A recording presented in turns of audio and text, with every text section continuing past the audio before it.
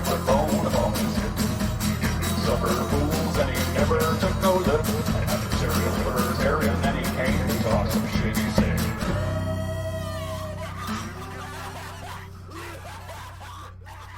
Hello, how's it going? Welcome back to another of this thing that we're doing. I feel like the noises weren't on. Let's do that again. Let's give you guys some noises this time. Here we go. We'll get you some special effects. Booyah. Here we go. Yeah. What was that all about? Who knows? How we doing, guys? Welcome, gals, everybody in between. Boom. Friday. We are on. This is our Monday. Everybody else is getting used to that sweet, sweet ass fucking weekend vibe. But not us. We're here working away. My name is Corey Adam. Welcome to whatever this is. I've got a couple active names that I'm going to be working on. I just haven't really... Oh, there we go. What's up, Mikey Two Milks? Grabbing that fucking host spot. Look at that sweet-ass piece of turkey. I kind of like this this background, you guys. I'm not going to lie. I don't think it'll stay, and I think we'll be back at our other ones. But today, when I was starting the show, I looked at it, and I was like, you know what? Aside from this short intermission thing on the top, it's fine. And like, whatever. Who cares? Nobody fucking cares. Wow. I wish there was a way to make the sounds more exciting. So like when you gave 1 bit, it does it like that. If you go 2 bit, it makes... Why, Mikey? Why should I make you a moderator? What, like, you would terrorize this channel. You can't be trusted with that kind of responsibility. Let's see what we're doing here. We only have one moderator, and that's Nightbot. Or Mikey, I guess. I don't really care. Mikey was the first in today, too. That was crazy, right? Freaky Deaky came in second. The music reminds me of Steel Toe. Are you ripping off their format? Yeah, that doesn't sound like them at all. Although, it was kind of funny to watch the Savage Thoughts podcast banner over the podcast on the Steel Toe Show. Of course, if you're joining us and you don't know what Steel Toe Show is, well, go to Steel Toe Show here on Twitch. It's a great show that I am on Thursday, the Steel Toe Morning Show with Aaron Immelt. Very good. Freaky Deaky says, have you fucked anyone in Witcher 3 yet? No. Wait, yeah? Did I bang Triss? I don't remember. I might have banged Triss. I don't remember. All I know is I woke up naked and then I had to hunt her bitch ass down on an island, whoever it was. Maybe it's Triss. I don't fucking know. I think it was Triss. The background blows. You don't like the background? Why don't you like the background? What's wrong with it? It's kind of cool, right? It's all stormy, weird. I don't know. The other backgrounds are super plain. You can't tell me that this is better or worse than another one. I almost want to see if I can change it midstream or if that will just blow everything the fuck up, because that would be super fucking weird if I could just do it midstream. Should we try it? Should we see what happens if I try it midstream? Or should we? Is that a Monday problem? I mean, I guess if we're going to do it, now would be the time, right? Because we're just like, fuck yeah. Too busy. Just give me some hardcore Corey. Yeah, everybody. It'd just be hardcore. Yeah. Yeah, I don't know. I like the busyness of it. It's kind of nice. Makes me feel like I'm spouting political knowledge in the storm. Into the ether, my advice goes. Where it will land. Who cares? That's how we're doing. Yeah, we got a really interesting show for you today. A lot of weird shit happened this weekend. Well, our weekend. It would be the weekday for everybody else. But, yeah, on our 2 days off, we had a lot of fucking weird shit go on and off, and that's kind of fun. Hold on one sec. There's that. Boom. Here we go. Hi. Never do anything midstream. It hurts. Yeah, that's kind of what I figure. I figure that we'll put a vote to it. If you guys hate it, yeah, you can't stop once you start. It stings. That's right. Everybody knows that. Everybody knows that. You're not wrong. Try to position this a little bit better. There we go. Get it there. Oh, yeah, there we go. Now this shit's sounding sultry. I can get down with that. Look at how sultry my voice sounds. Yeah, we had a crazy week of events, really. Do you guys want to go? How do you want the show to go down? I got some guests. We'll get to that. I got some politics. We can get to that. A couple silly things, but not really. I mean, the most silly thing was just that prankster thing. There's a lot of stuff that happened in the news, so I kind of feel like we should lead in with that.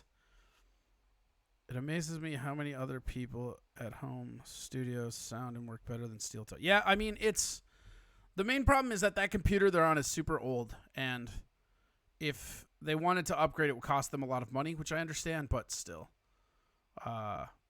Let's talk COVID. COVID's got to be in there, man. One of my favorite things that happened this weekend was fucking COVID related. The fucking Trump basically saying he has proof that it was in a lab. Actually, you know what? Now we'll run that right now. You just gave me a great opportunity to do this, so I will. Let's see if we got this right. I'm starting to get the hang of this fucking board too, which is nice. Let's see, Trump. Okay, so check this out. This was Donald Trump talking about having proof of COVID, man. This is great. I love this. The labs, man. I've been talking about the labs for how long? Vindication. All right, let's do that. We're looking at exactly where it came from, who it came from, how it happened, separately and also scientifically. So we're going to be able to find it. And my question is, have you seen anything at this point that gives you a high degree of confidence that the Wuhan Institute of Virology was the origin of this virus? Yes, I have. Yes, I have. And what gives you a high degree of confidence that this originated from the Wuhan Institute of Virology? I can't tell you that. I'm not allowed to tell you that. Do you think that withholding information about the virus is related to them trying to undermine your re-election? No, I don't want to put any cast any dispersions. I just will tell you that China would like to see sleepy Joe Biden. They would take this country for a ride like you've never seen before. Are you insinuating they intentionally let it spread? Well, they could have done it, and I'm just saying. Well, one of two things happened. They either didn't do it, and they couldn't do it from a competent standpoint, or they let it spread. Okay, so that was Trump talking some Trump shit, because that's what he does. Got to spend money to make money, Gary. Yeah, you're not wrong there. I want you to rip on walls for 2 hours while I drink heavily. Well, I'm not going to... I don't really, I don't know, man. I don't really like walls, but I don't know that what he's doing is unreasonable given his job. I mean... It sucks for the people that want to be out there. I get it. 4D chess, my man. Yeah, you're not wrong. That's how it fucking happens. Let's see here. Where's that? Let's do this. Let's go over here. Bloopity bloop bloop. We're gonna go with this one. Yup. There we go. We're getting everything all set up. Getting it looking all nice. Because, that's how we roll around these pots. I just like saying that. I don't know why. Something that fell out. Let's go harass somebody right out of the bite. What's going on? Howdy. Identify yourself to the listeners. This is Patrick from Savage Thoughts Podcast and or Ring and Steel Podcast. Ooh, shit. You got that double promo going on now. Hey, gotta do what I gotta do. And I know you guys got a lot of crossover from our audience on Savage Thoughts. And for the crossover guys, I know we had a lot of tech issues last night, and I do want to say thank you to all those listeners. You helped us out amazingly last night. Wow, you're real humble. Hey. Yeah, pretty good, huh? What I specifically enjoyed how today the Steel Toe Show broadcast and it said it was the Savage Thoughts podcast. Yeah. That's pretty awesome. It was. I mean, I thought it was funny, Aaron's comment as well of, we started doing better after our host left. Yeah, that could be. I don't know. But, I think I'm having fun. Yeah, I think you guys are objectively having fun again, and I feel like who is that other guy that used to be on there that's not there anymore?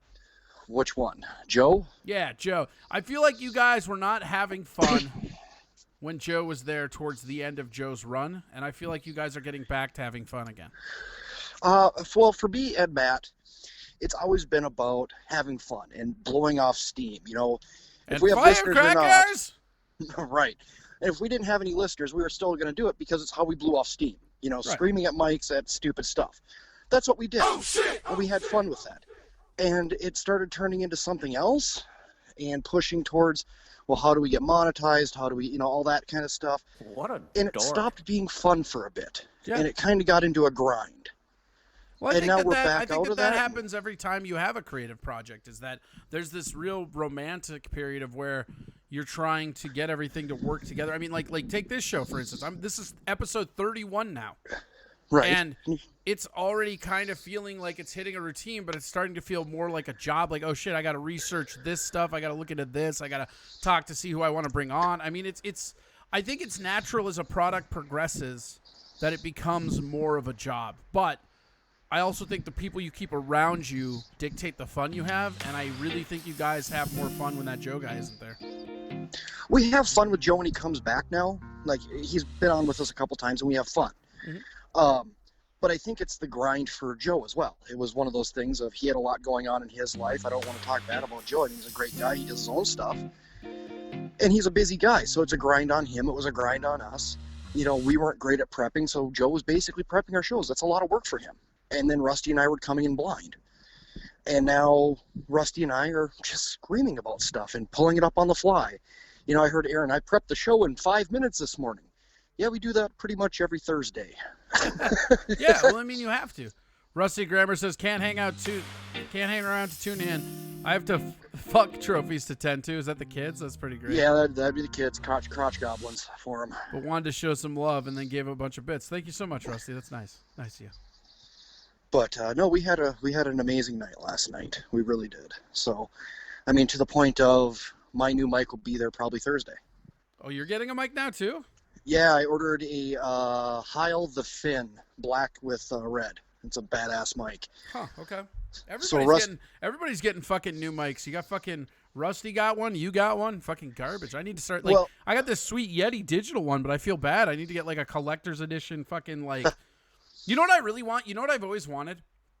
One of those like bullshit thin mics like Bob Barker always has in those old Price is Right reruns. Oh, the 70s little stick mic. Yeah, with, it's like a just little ball on the pedestal end. game show mic. Like I always thought that would be cool as fuck.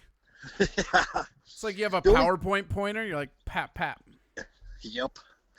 Yeah, no, it's after using Rusty's mic last night, the mic I'm getting was the other one he was looking at. It was between the two for him.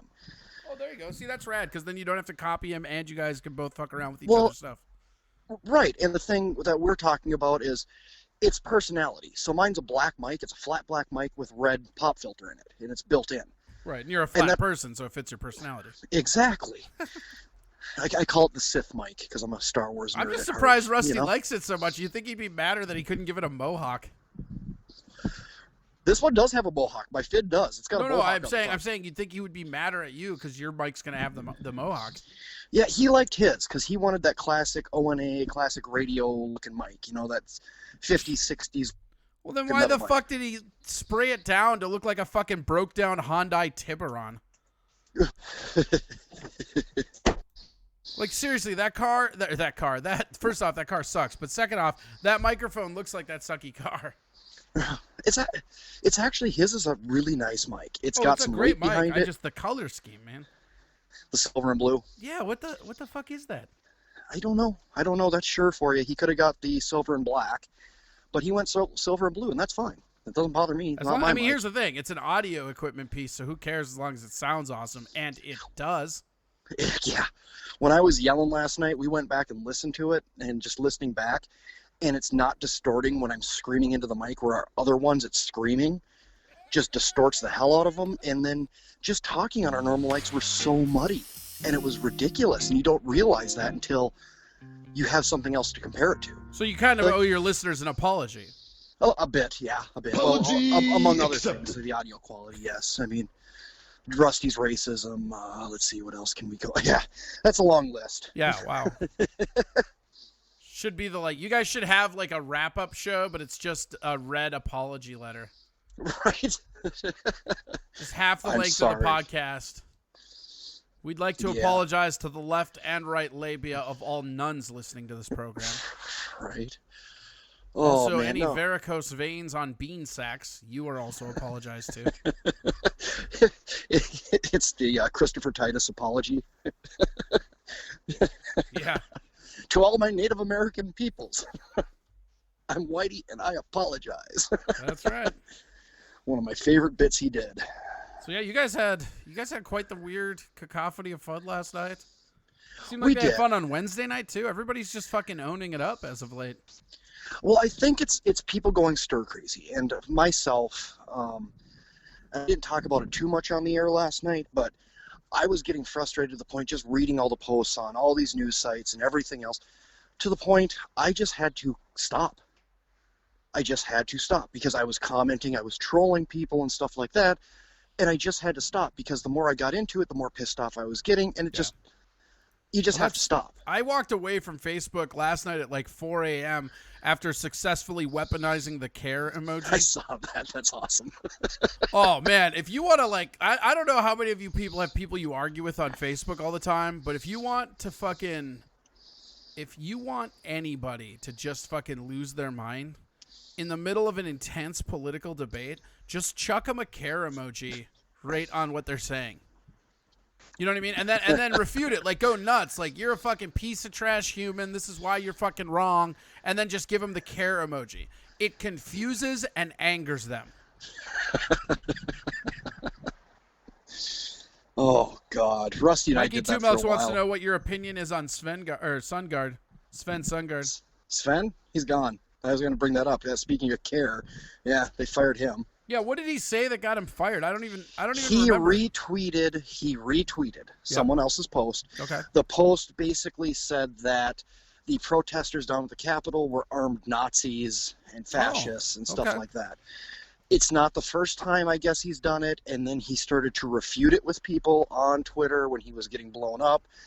And CARE, as a news organization with giant air quotes around it, just did the "we can't have this, we're getting too much pushback." Ooh, ethics violations. Yep. Wow. How sad do you have to be to get fucking fired because of your Twitter? I mean, I got fired from a restaurant for making a Vine dick carrot, but that's different, I feel. I feel that's different as well. But I think at any point in time, and I don't know who said it, but I go back to this. You go back to the 30s and 40s, people were famous because they were important. Now, people are important because they're famous. And that's the problem. You know, why are we listening to the Kardashians? I would agree with that. They have no bearing on anyone's life. No. But we worship these people. Well, that's just, I mean, that's a whole separate problem again. It is. But it gives the empowerment to celebrities to say what they want to try to change people's minds, and leads to stuff like this, which you get into the news sources and what's really a news source anymore. It's all, you know, who's got the most sensational story or is portraying it in the most sensational way that gets ratings to get them money. There's no journalism. Which is sad. There's no, I mean, fuck that. Pretty much. Because they don't care. No, they don't. That's the thing. It's all a fucking pony show. Yep. And depending on what source you're looking at, it's a pony show usually for one political party or the other. Take your pick. Pick your poison. Yeah, well, I mean, that's what happens. That's what happens when you vote for fucking either of the two parties. Two-party system's broken. Fortunately, you don't have to this year. You haven't had coming, to for baby. years and years and years and years. But people are so brainwashed into if you don't vote for my candidate, you're throwing your vote away. Yeah, for sure. That's exactly what it is. And, like, I don't know. I was laughing at how many people told me that because I voted for Gary Johnson, I somehow hurt Hillary. And I'm like, if you think my vote was going to Hillary even without, like you could have almost any Democrat running, and I would still vote for a third party regardless who that is. Right. And Republicans, I was raised Republican, but they need to get their heads out of their asses before I come back. That's just the reality. No, I fully agree with that. You know, for me, I mean, it's pretty clear that I'm a pretty strong Second Amendment guy. You know, I'm pretty pro-gun. And that's on the Republican ticket more than it is on the Democratic ticket. I will say that. I mean, that's pretty common knowledge at this point.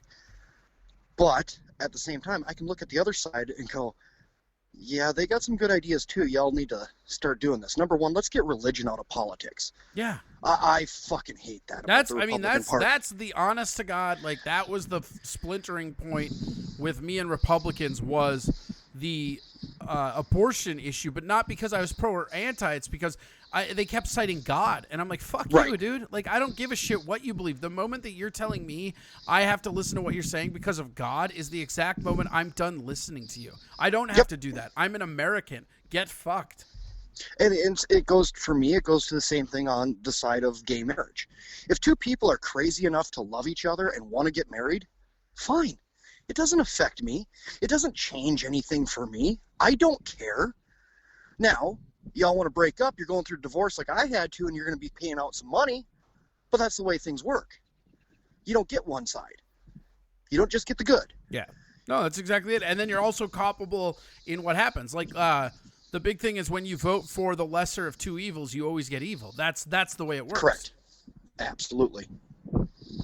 No, absolutely. There's no winning when you're voting for the lesser of two evils. And anymore, the two parties just point the finger at the other. Oh, look what they did wrong. Look what they did wrong. It's nothing of, well, this is what we can do.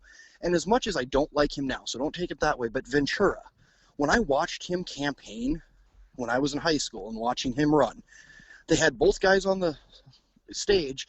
You know, what are you going to do about this issue? The Republican gives the Republican answer. Democrat gives a Democrat answer, and they look at Ventura and they're like, what do you? And he's like, well, that's not the governor's job. That actually goes through the Senate, but I'd sign it if it came across. And they laughed at him.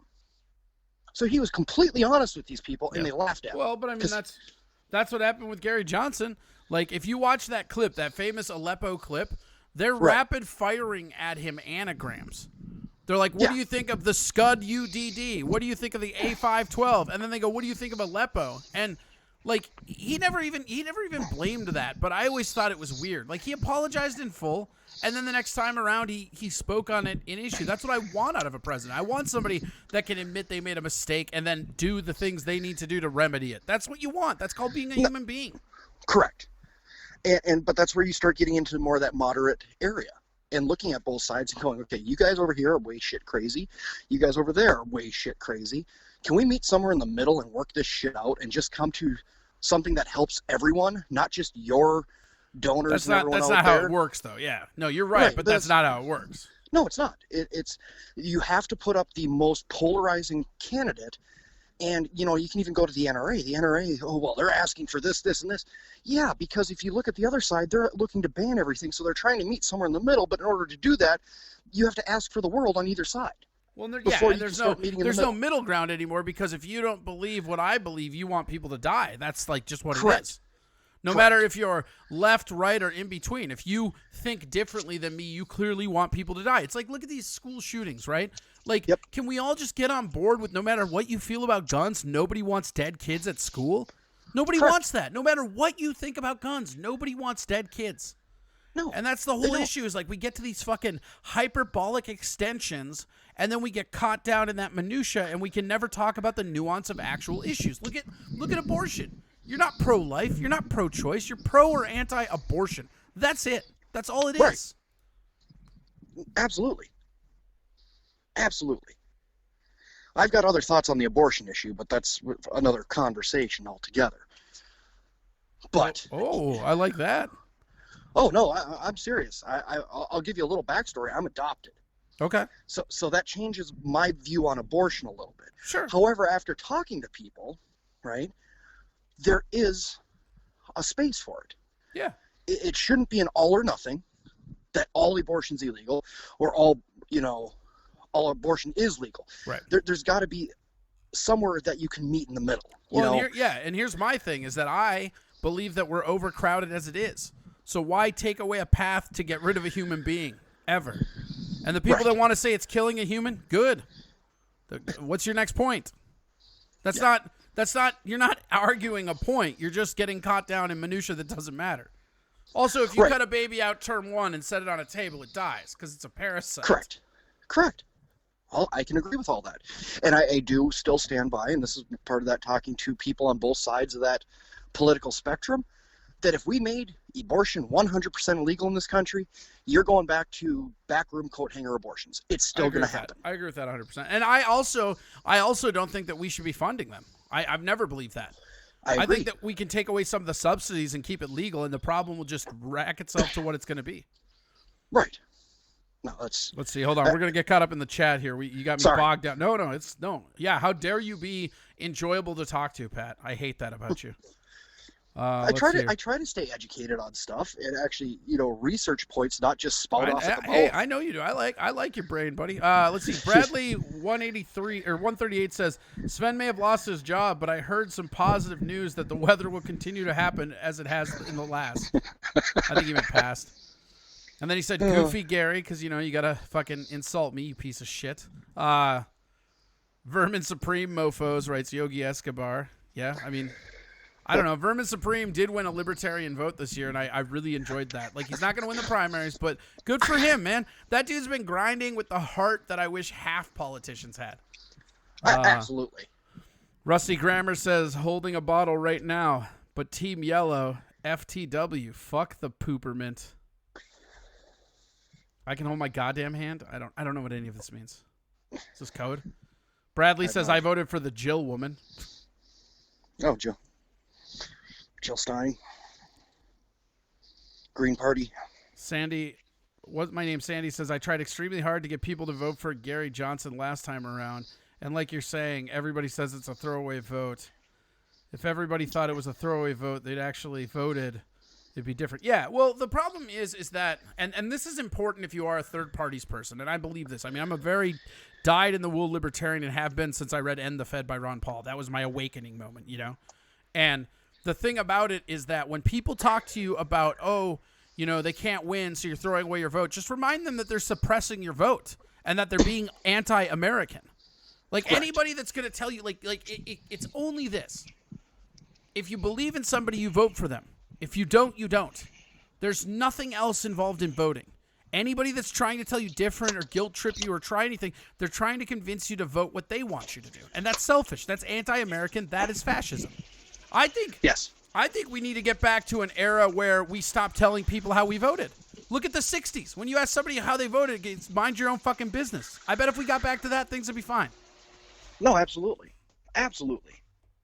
There used to be this weird ethics about it where it was like your own private personal right to know that, but now everybody's just fucking blast. I mean, fucking people are taking selfies at the voting booths these days. Uh-huh. Taxation is theft. 80 says, I survived an abortion. Really? Is that real or are you just being a dick?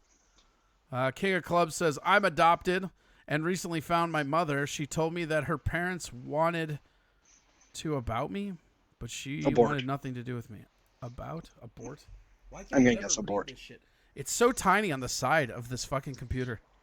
I'll tell you what, man. I have problems with reading comments. Last night, I work IT, so I'm sitting in front of 3 computer screens all day.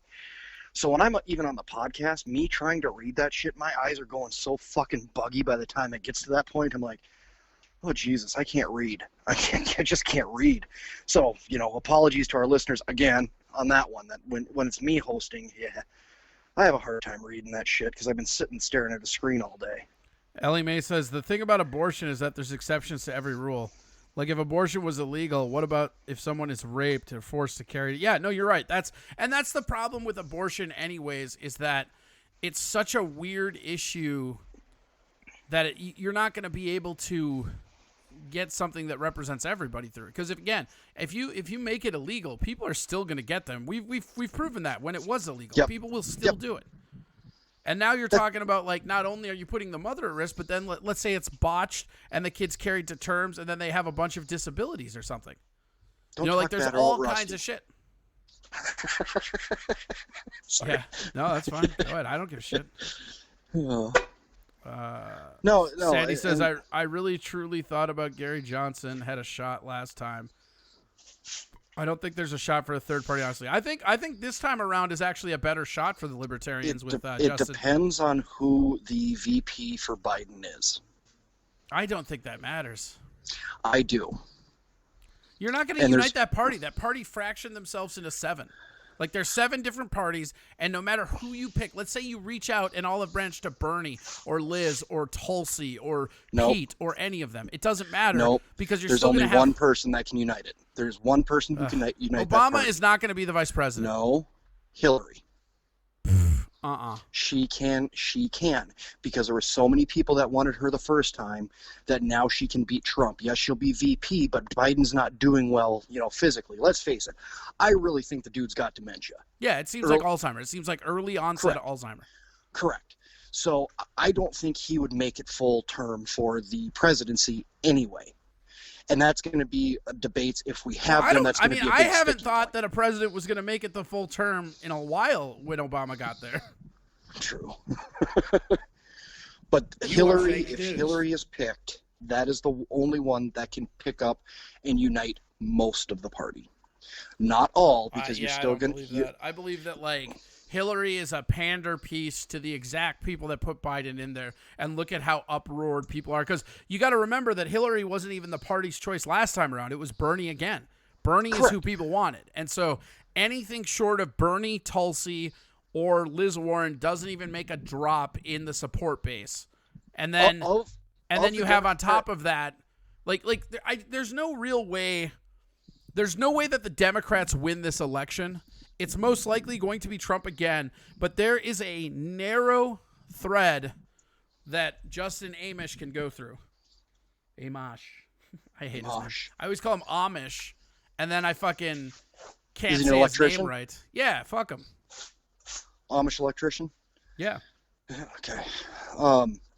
No, like Tulsi Gabbard, I had less problems with Tulsi than I did a lot of the other candidates. And I actually really respected that even though she wasn't getting the primary votes, she was still trying and still going. That gives me something that you're not just giving up, rolling over, and going, yeah, I'll endorse whoever you're endorsing. You know what Bernie did again? He got screwed by his party twice. Let's face it. That's not even his party. No, yeah, he not only did he get screwed, and that's actually something that I have a problem with and wish people would hold him more accountable for, is that, like, you got absolutely dog-fucked by this party, and then you came back and expected a different result. I mean, that seems like the definition of insanity, right? It is. That absolutely is. But my thing is if he was going to do that and he had the primary votes that he had, why did he not just go, you know what, screw it, you're electing Biden. I'm not going to endorse him. I'm going to run independent. I feel I have the votes. Yeah. I mean, fuck it. If you're going to hold to your standards and your morals, isn't that what you would do? Instead of just going, yeah, this guy screwed me over again, I'll endorse him. Yeah, I would think so. I mean, I would think that's the logical conclusion to go to, right? I think so.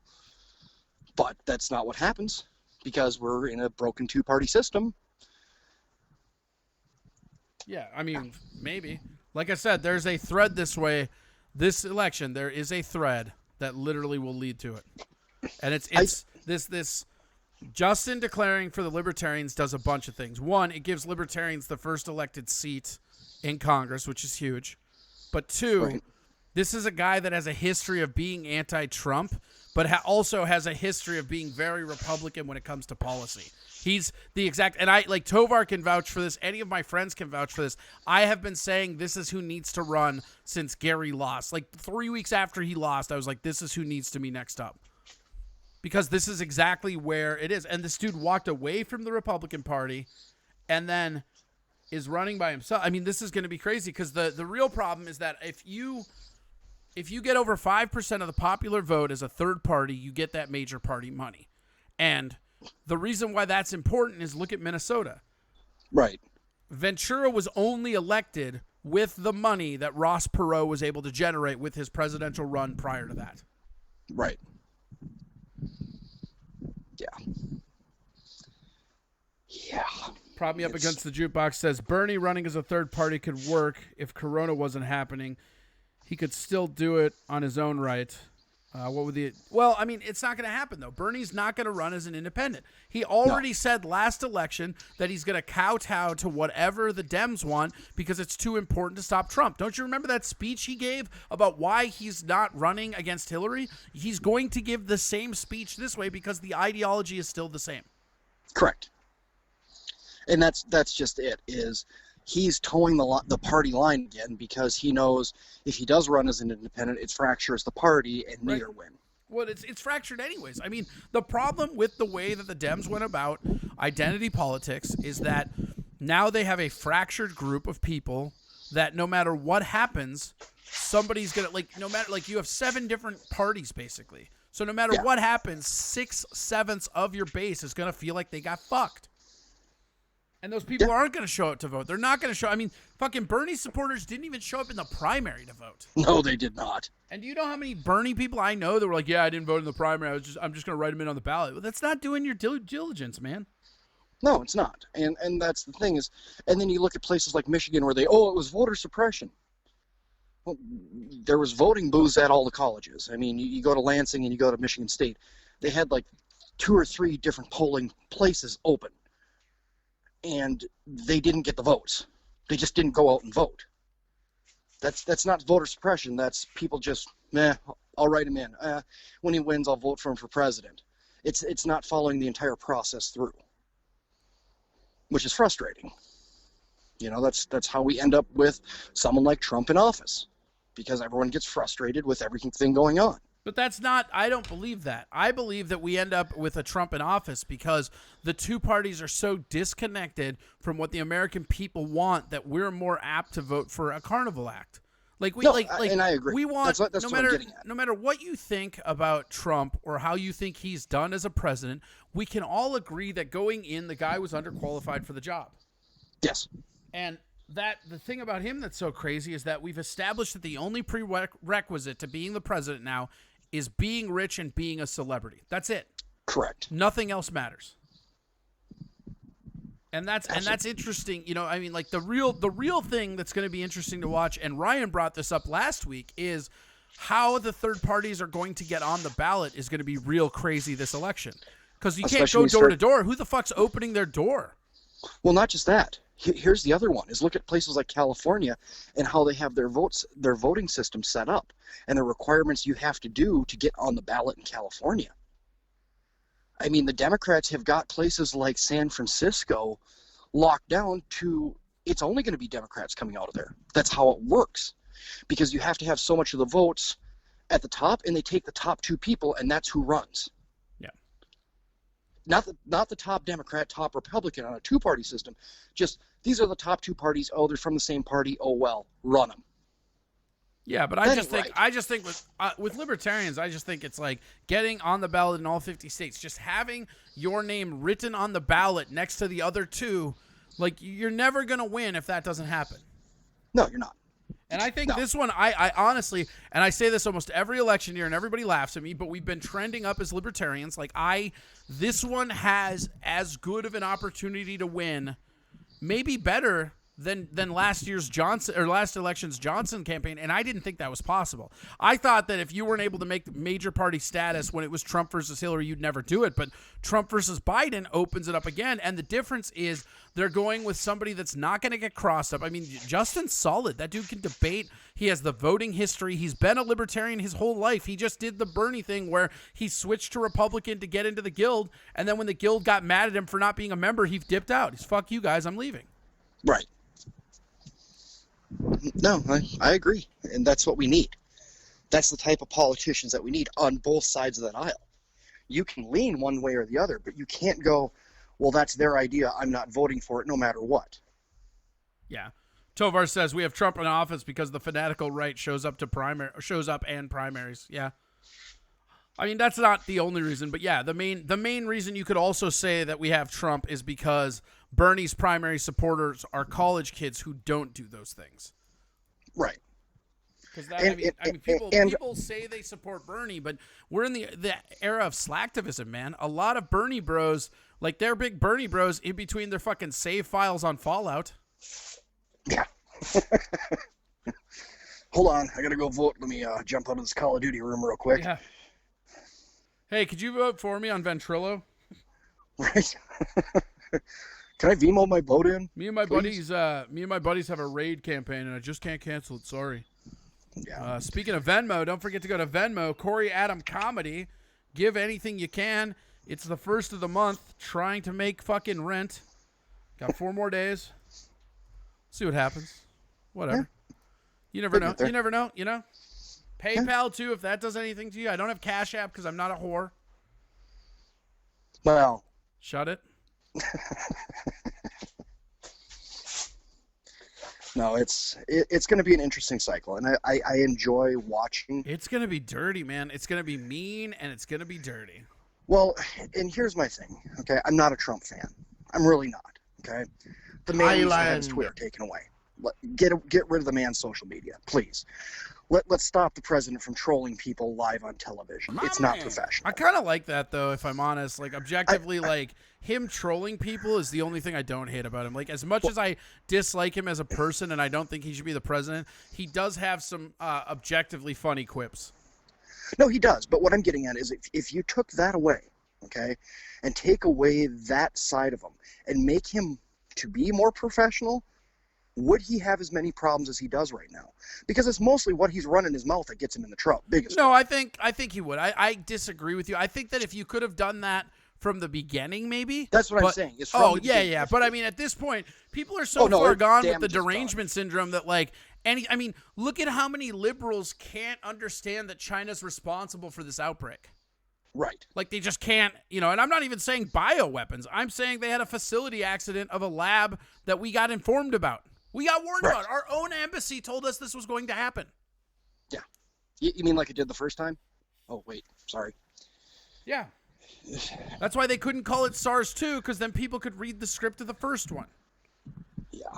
No, there's some scary shit out there. When you start getting into that stuff and just the international policy on, who's doing what, the more you know, the weirder shit gets, and it's just one of those, okay. When I was working satellites out in Denver for the military, I told my girlfriend at the time, if I come home and just do we gotta go, don't ask. We just gotta go. Yeah. She's like, really? I'm like, yeah, don't ask. Well, you can't tell me why? Nope. But if I tell you we gotta go, we're gonna go. Yeah. With you or without you, I'm leaving. Yeah, I can't tell you why we have to go, but I can tell you if we don't go, I am going. Right. But there's stuff like that happens, and you're just like, huh, never thought of that one. Okay. I mean, they told us when we were stationed in South Korea that there was North Korean agents, implanted downtown. They were bar owners and everything else, and if they wanted to kick off a war, we had 15 minutes to evac the base before they started attacking. That's so fucked. I mean, these are guys who, can I get a beer? Hey, how does she? 2OB.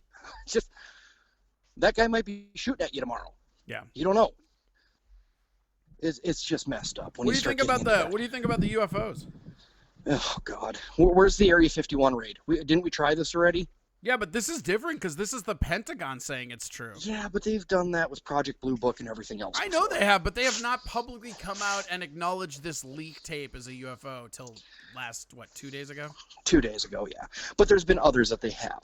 Yeah, that's but I mean, thing. it's just funny. Like, at what point do they just owe Bob Lazar a public apology and his job back and back pay? Right. Oops. Yeah, with the UFO stuff. They straight up Lance Armstronged him, dude. They ruined his life, and they knew he was right. Yeah. No, absolutely. But that's government 101 for you. Ugh. You get the truth, and if we can ruin you and we want to protect that truth, we will ruin you instead of admitting it. Yeah, that's how it goes, right? I mean, look what happened with Manhattan Project back in the 30s and 40s. Yeah, same kind of Harlem. thing. I'm kidding. So.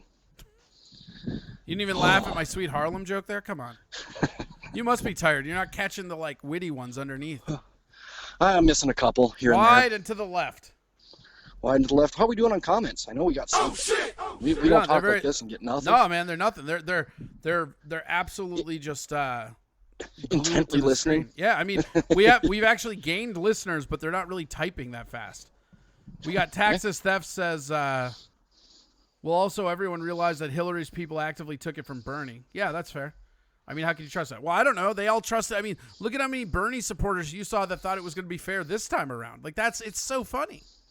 Yeah, that is comical. I'm sorry. I've learned that you get screwed by someone one time, don't go back because it's just going to happen again. It doesn't matter who or what the situation is. If you got screwed by a guy in a business deal or in a relationship from a chick, whatever, right? You get screwed over. If you go back, it's going to happen again because that's just how the person is, period. Wrinkly Balls on Your Mom says, is this the loser from the Savage Thoughts podcast? No, Rusty's working tonight. Oh! Wait, we're getting air horns for that one. Oh, man. They're coming at you now. No, they always do. I don't care. He's just kidding, LOL. I like him. Whatever. Fuck you. Also, you have Matt's miniature horses thanking Governor Walz for saving us. Oh, God. Yeah. We're going to go send that fucker to the glue factory eventually here between Rusty and I. Glue factory it up. No, it's that one's the one that drives me nuts. Is people, well, this person's saving us. No. Well, Save yourself. Here's the thing. It's the same thing as it's been most of the time during this pandemic, and that's my whole problem. Is like we're gonna know what's going on next week. Like with all these states opening up or not, that is going to be the definitive moment where we can have information and be like, no, this. Because I mean, like yesterday we keep having 2,000 people a day die, even though they're docking the numbers. That's still a lot. It is. You know, and like what's really weird is like the hubs. You know, like do you know where the number 3 fucking death toll is right now? Well, let's see here. I'm going to go through the major hubs in the U.S. So we know New York's a major hub. Yeah, all right. Let's see if you can get the top 4. I'll give you the top 4. Top 4? Yeah. So it would be New York. It would be Hold on, Atlanta, bring it up for Chicago. deaths. There we go. Wait, hold on. There we go. All right. So go New by York, state, not cities. Okay, by state. Yep. So we're going to go New York, New Ding, Jersey. ding, ding. Yes, we got New York. That's number 1. New Jersey? New Jersey is number 2. Okay. I'm going to go then with Washington State. Nope. Washington State, not even in the top 10. Okay, it's not in the top 10. I'm just going on the major airline hubs. Illinois? Or no. Nope. Hold on. Ohio. Ohio is not in the top 5. Ohio is 11th or 12th. Okay. So I'm just going to give it to you, right? What's your next one? Michigan. Yep, Michigan is 3, right? And Okay. 4, I'm just going to tell you because you'll never guess it. It's Okay. Massachusetts. I can see that. And then it's Pennsylvania. Okay. And then it's Illinois, then it's Connecticut, and then it's California. And this is the reason I bring this up is because I keep saying this and people keep saying acting like I'm mad, and maybe I am. Maybe I'm absolutely fucking crazy, right? Okay. But if you look at this John Hopkins research map, which I've been putting up forever, and it tracks it in real time, right? Yep. I use one of those myself. I actually use 2 different sites. You can watch this pandemic moving from East Coast to West Coast, which means every single case that we've had that is outside of the so our outbreak, America's outbreak, right, started in New York. New York is the epicenter of our outbreak, right? Every other case that is not, I mean, you've got Dallas, Houston, and you make this like half circle up, and it goes St. Louis, Chicago, and then you could curl it around to Detroit or whatever, right? But that curl is pushing to the west. And so everything you have that's outside of that curl is residual before even the first wave. And this is why it's like interesting to me is because we don't have any real math. You've heard me say that on here a bunch. We don't have math. But I don't mind Walz locking us down like as a preemptive, like just to be sure. And I love the fact that other states are opening up before us. Because no matter what you guys like, if you like it, if you hate it, no matter what, all of us can agree that it's our own opinion. We don't really have data. All the numbers you see are being doctored either up or down. Correct. And so it's going to be a real telling to see what happens because if these motherfuckers in Georgia go out and they have, record levels, all of a sudden they're going to lock us down twice as hard here. And that's when everybody's going to start really hating Walz. No, and that's my thing that when I'm looking at this stuff, and again, military guy, right? I've been locked on to base for over a month. I've been on lockdown on base for a couple months at a shot, right? So for me, it's not a big deal. I work from home regardless. Mm-hmm. So I'm not going out. The only thing now, I want to go out and have a beer because I can't. It's that big red button thing. Yeah. Oh, I'm in the same boat. I don't even fucking like people, Pat. I fucking hate them. And now I'm just like, God, I sure do wish I could go down to Luce for a slice. Right. But the numbers are being doctored. I will give you that, okay? The shit's just getting started. For recorded cases, now this is where I have the bigger issue with it. I know people here in Stearns County, in the St. Cloud area, that were told they had it, but they weren't testing them. Just go home and self-quarantine for 14 days. Oh, sure. So, that happened, and that's garbage. You can't know just by looking at somebody. right, but if they are correct, okay, let's go with the assumption that that doctor was correct on that, and they did have it, okay? Sure. What is our real number of infected? Because we have to get that number of infected to how many people are dying to get your quotient of, mortality. Right, that's the thing. They're juicing the numbers up. But the main thing, and this is the important part. I've heard you talk about this. I've heard Matt talk about this. I've heard Aaron talk about this. The main thing to remember is that this was never about stopping it. It was about stomping the curve, which we already have. We leveled the curve. We flattened. Right. For now. So now is the time to get back. Right. But the thing is we've done that for now. Right, and that's why I love watching these other motherfuckers open up first. This is why I keep saying the North won the Civil War when we let the South rejoin. Let them do this weird-ass shit. Fucking, you want to be weird and stupid about it? Fucking do it. Just let me know how it works out. I still, my biggest question with this one, and maybe you've heard the same thing, and I want to run it by someone else who's actually paying attention to this shit, because a lot of the people I talk to aren't. Everyone keeps saying, well, hot and humid weather kills this stuff, and I've heard hot and dry weather kill this stuff. Okay, so if hot and humid weather kill this stuff, Florida should have a reduction in cases, correct? Yeah, you would think, right? You would think everywhere where it's hot should be fine, and we should be fine in 2 weeks. But it's not. And I look at, like, the world map, and you look and you see Brazil just exploding on numbers. Yeah. I've never been, but from what I understand, that's a very hot and humid country. But I think their seasons are opposite, right? Like south of the equator, everything's in winter. Correct, but they're still within the, is it Tropic of Capricorn or Tropic of Cancer, that they have that equatorial climate. Okay. Matt's miniature horse is hosting us. Thank you.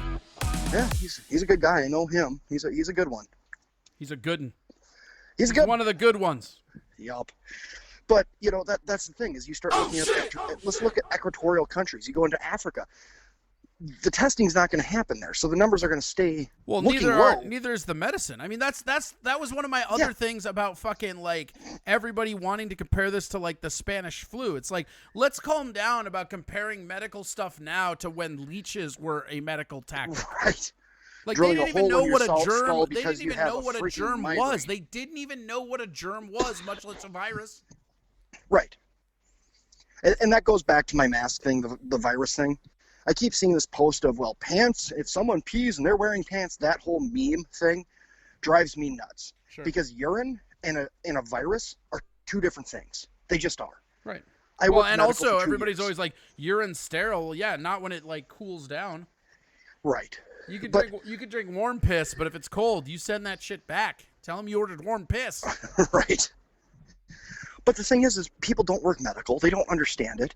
They don't know there's a process to take your gloves off and take your mask off, and there's a way to put that on and a way to put it off to keep yourself from being infected by stuff. Sure. When you go into hospitals and you're walking into a room that someone has C. diff, which I don't know if you know what C. diff is, but I have no idea what that is. I do know that somebody is rolling by my house in a very loud motorcycle right now. It's basically you shit yourself to death. The smell is just That's awesome. That's how I've always wanted to go. Excuse me, bitch. I see what you did there. I see what you did there. But Ellie Mae says C. diff is horrific. It is. It is absolutely horrific. So what is it? Like, how does it happen? You get an infection into your intestines. Okay, I already hate it. Yeah. That's where my food slops around. I need those. Yeah, you aren't getting anything food through. They put most of these people on feeding tubes, etc., and you just have to let it run its course. Feeding tube was my nickname in college. But C. diff is just horrible, extremely infectious, extremely. So you go into these rooms, when I was working at the nursing home, to go into a room and talk to a patient, I'm putting on gowns, I'm putting on gloves, I'm putting on masks. And there's a process that you have to go through to do that. And when you're taking it all off, there's a process to take all that stuff off so that you contain that infection. Doing terrific. People wearing masks around here that aren't doing that, especially when I see people wearing Home Depot, just run-of-the-mill dust masks. Yeah. It ain't stopping shit. All you're doing is everything you're breathing in is collecting on that. You're taking your gloves off, touching your mask to take that off, and the next day putting it on. Apology. Good job. Accepted. You just infected yourself. Yeah, oh, that's I think that's my favorite thing in all this pandemic is watching the people with gloves immediately unsanitize their gloves the moment they put them on. Like my favorite thing I watched this dude at a gas station, right? And he walks up to the fucking soda cooler, right? Mm-hmm. In his hand, he opens the door of the fridge, right? Okay. And then he reaches for a can, right? Sets it on the counter by over where like the combos and the nuts are. You know that little shelf? Yep. Yeah. Sets it on that shelf, right? Puts a glove on and then grabs it to bring it to the checkout counter. So one of my friends, I'm not going to name who it is, okay? Pussy, do it. Well, no, because he was diagnosed with COVID. Oh, really? Now you have Yes. to. Come on, tell us. Well, he's in the chat room. I'll give you that. He can out himself. Oh, if he shit. wants. Tovar, I knew Tovar had the vid. No, it's not Tovar. I don't know Tovar personally. Anyway, he was probably the most Just careful biblically. guy I've known about this stuff. Sure. And him and I have had conversations about it. And I'm on the let it loose. Let's see what happens, right? And he's more, no, you can't do that. In the place he works at, the people are stupid and there's no social distancing and they're bribing people to work more. And, there's cases in there and, he's one of them and he was sick and didn't know what it was, just thought it was a kind of stuff, right? Yeah. And St. Cloud's about to blow up with this stuff. Oh, It's they about all to be are. I mean, bad. that's the thing. And it's going to be one of those things where do we all collectively still get mad at walls when some of these lockdowns were merited? But were they? Because this is my problem. We don't okay? know. That's the whole problem is that No, we no, don't no. know. And we won't know till, next week. Let me digress a little bit here. Yeah, though. go for it. The reason I have a problem with the lockdowns, okay? I can still go to Menards where there's 1,000 people in the parking lot and they're all walking through the stores, but I can't go to my local game shop and grab a book. Sure. Okay? That's counterintuitive. Okay? People are going there because they're bored and they're milling around and looking at stuff. I understand if you need something and you want to pick it up. All the orders I've done, I built a shed here in the backyard and stuff like that. Everything I did, I ordered online, picked up at Home Depot, just pulled up, they put it in the back of my truck, and I left. Yeah. Oh, and Home Depot, nobody's taking precautions there, man. It's crazy. No. People are walking around fucking high-fiving people. It's fucking crazy out there. You want to see something worse, go to Mills Fleet Farm, or Fleet Farm now. Oh, hell It's no, not dude. Mills. I went to... Actually, you know what? The worst I saw was Northern Tool and Equipment. That's the worst I saw. I got one of those right by my house, and yeah, I'll agree with that. But my thing is it's just getting ridiculous. People were just butt fucking and masks. That's not protecting you. You're Pretty butt much, fucking. yeah. My thing was either do it 100% and lock it all down, or don't. This half-ass measure, and how many companies they played a lot of favorites. Like when they absolutely. When they were cutting down, I mean, like, again, you can't convince me that Home Depot or Menards is somehow safer than Ace Hardware. You just can't. Correct. No, and that's my point. Or buying a fucking PlayStation at Target is safer than Best Buy? Get fucked. Right. Or let's go even one step further, okay? Let's say I'm in manufacturing, right? Yep. And I build parts for Harley. Well, that's always, part of the automotive always industry. Always going to be in and we need to business stay because open. those things break down all the fucking time. Well, they do, but is that something that's a required service to build saddlebags for a Harley? You goddamn right it is. What do you want to ride a sedan like a pussy? But you get my point. There were so many companies that we are essential employees. Motherfucker, you make tarring equipment. Well, yeah, but they're going to need that next year. So put some hours in this winter when you're cutting down to 20 hours a week. Batman Trouble says Home Depot by me has taken precautions. Brain Dead Redhead says the St. Cloud, Home Depot, and Fleet Farm have both taken precautions. Matt Doima says I was at Fleet Farm at Way Park last Saturday, and it was way overfilled. No, it is. It is absolutely way overfilled. That's the one where I'm at, obviously. And yes, they have precautions as, okay, this is the line. Okay, and they have a line that goes Tovar through the whole says store. Harley is building e-bikes because millennials don't give a fuck about panheads. That's pretty great. That's pretty That's funny. pretty good. I like e-bikes because those e-machines were trash. Oh, but you know, they Formerly, have Boot Wee says, "All right, I always knew he was a commie, but this confirms it." Hey, I'd rather have an Indian personally. That's just me, you know. Batman Trouble says, "My company makes exterior wall coatings, yet we are essential, essential, like the oils, essential." Essential, yes, There you go. yes, very good. Rub it on the skin. Is that it? Puts the oil on its skin, or it gets the Lysol again, kind of thing. Yeah. Yeah. Get the Lysol, prick. No, Hey, baby, it's thanks to all this COVID, we're using Lysol as lube. oh Jesus. Yeah, I'm about to dick infect you, girl. Get it. But that's See what just I the did thing, there, is though? what- I combined disinfectant yeah. with dick. It's a Yeah, dick infectant. Yeah. Yeah. I- But You were giving me a what lot. is so it? just, What was essential? What was essential, and what is really essential?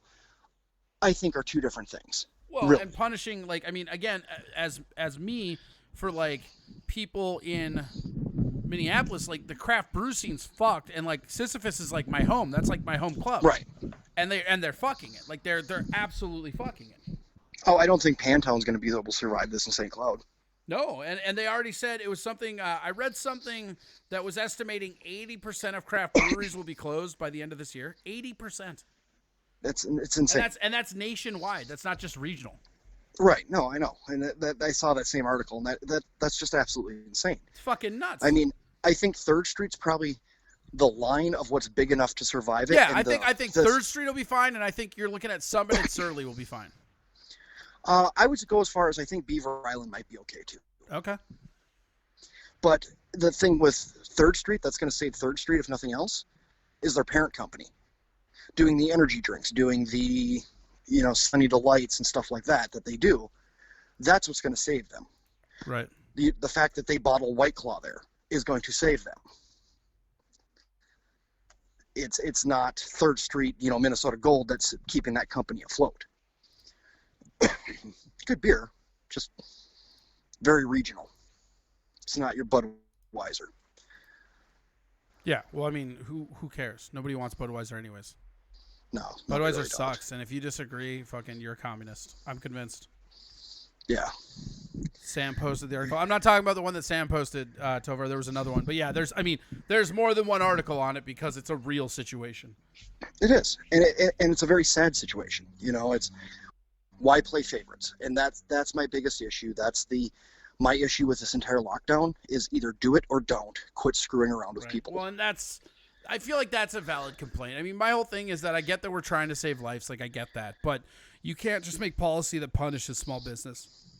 No, and absolutely. all these checks that people are getting, that's going to be a percentage that you're charged on a tax increase going forward. You're making your life harder to get relief now, and whatever. If you're okay with that, it's fine, I guess. Better point on that one. How many of those people saved that for bills, and how many people went out to Costco, Best Buy, wherever, and bought themselves a brand new TV? Probably the TV, right? Right. And now they're going to run out of money, and they're not going to be able to make rent, and oh shit, what do I do? Well, that's when when you offer another stimulus check.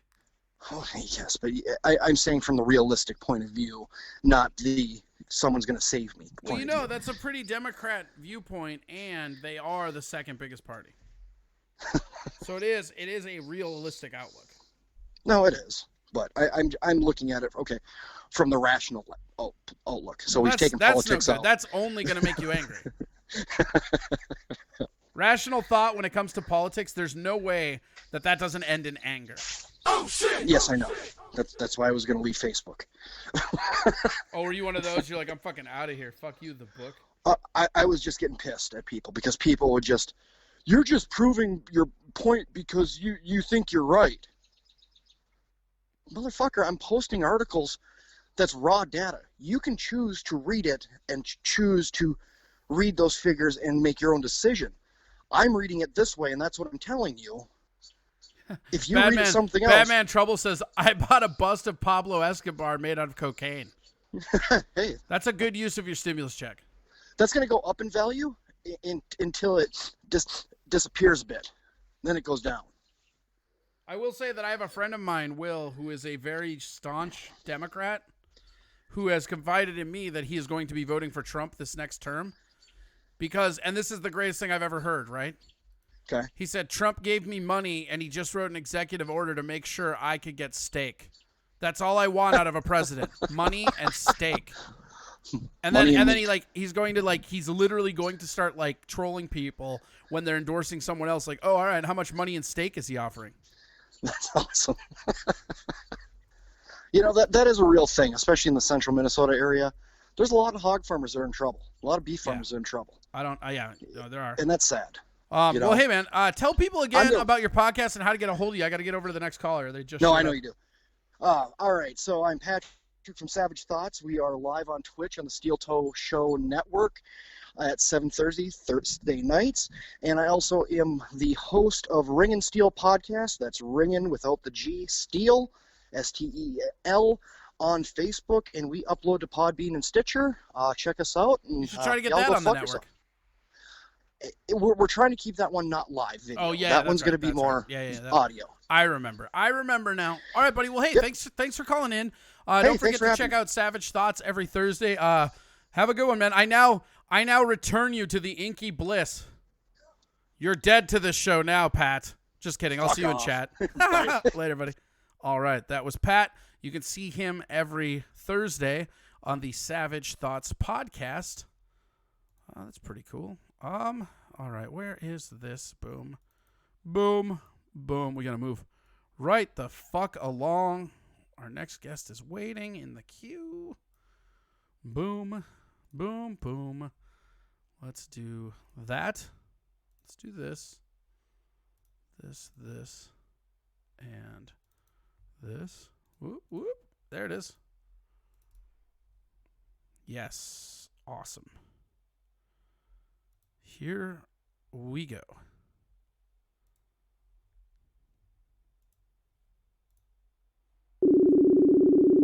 Wait for it. Yes.